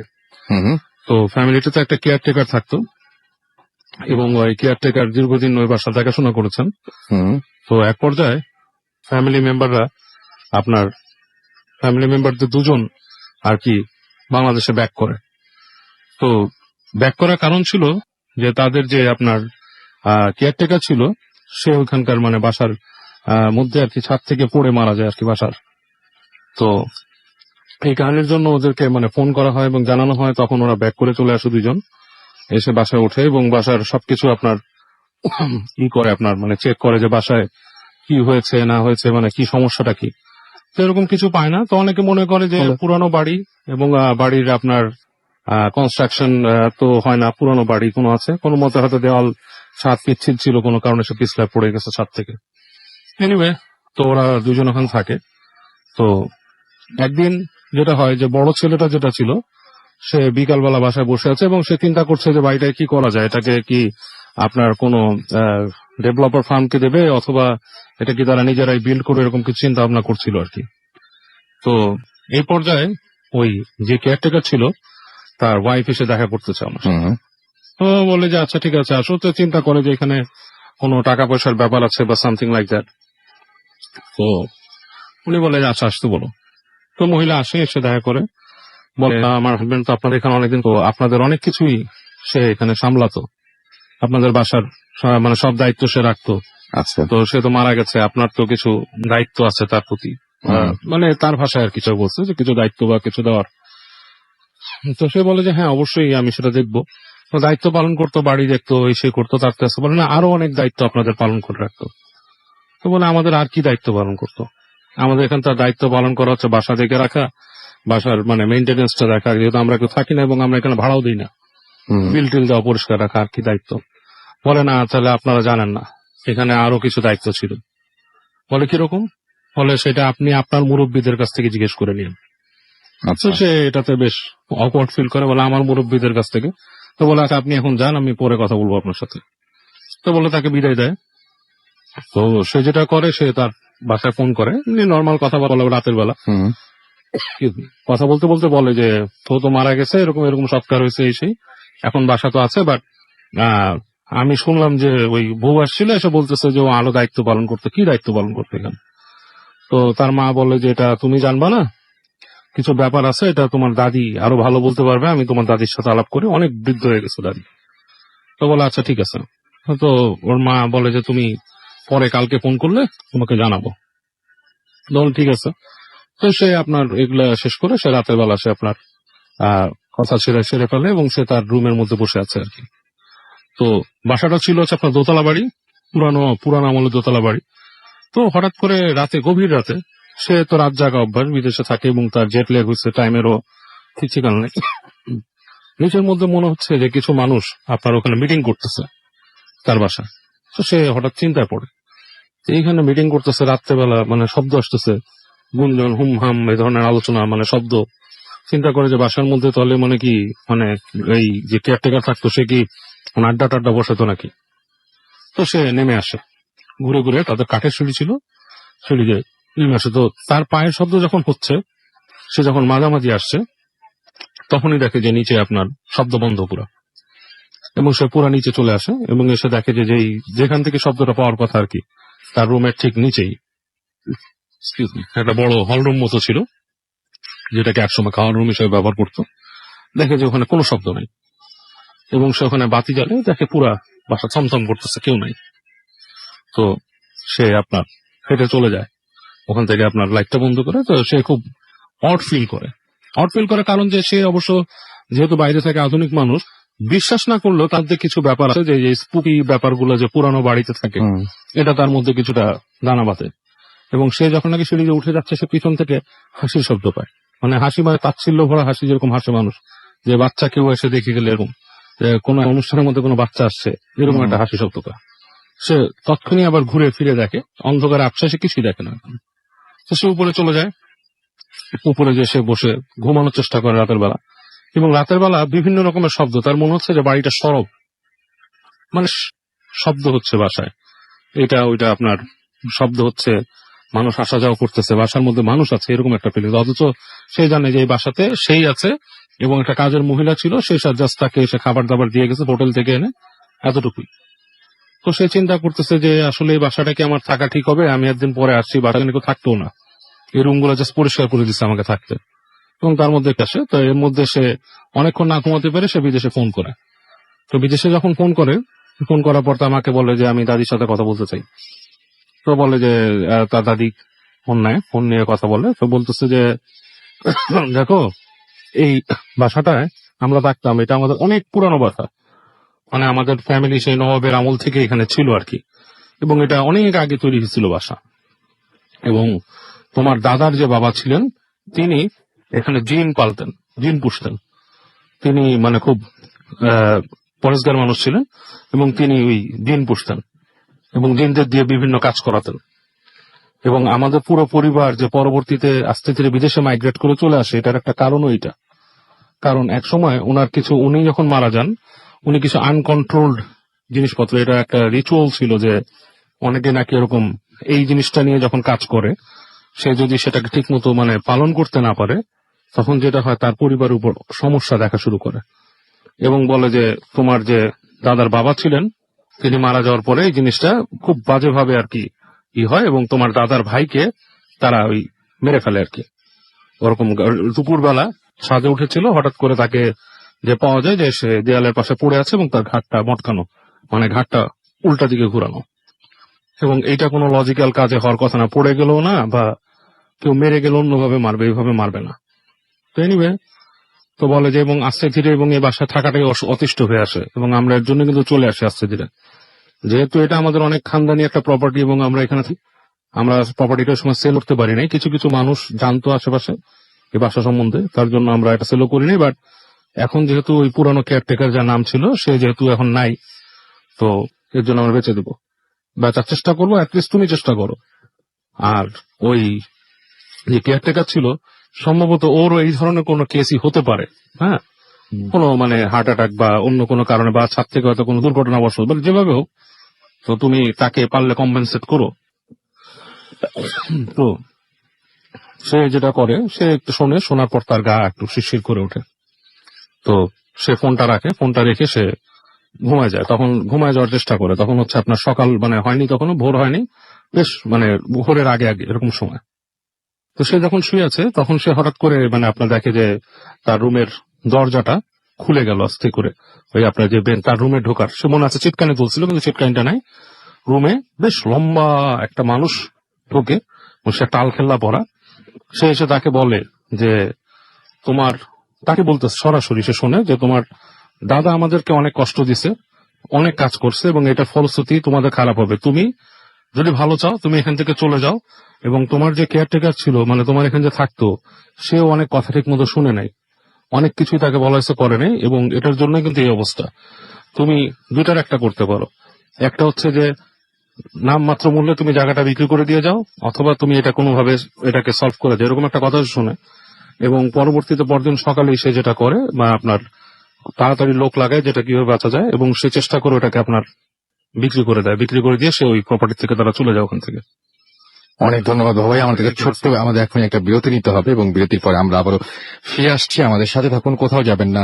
স্টে টিউনড রেডিও ফুর্তি এন্ড ডোন্ট স্টপ দ্য ফুর্তি। যাওয়ার আগে বলে যাই যে অ্যাপটা কিন্তু ডাউনলোড করার সময় কমে আসছে, আর অল্প একটু সময় আছে। এখন আমাদের একজন নতুন অতিথি আমাদের সঙ্গে রয়েছেন, যিনি এর আগে একবার এসছেন, এবং তার কাছে একটা ঘটনা শুনবো। একটা ছোট্ট বিরতিতে যাবো এবং বিরতির পর আবার ফিরে আসবো। কোথাও যাবেন না। স্টে টিউনড রেডিও ফুর্তি এন্ড ডোন্ট স্টপ দ্য ফুর্তি।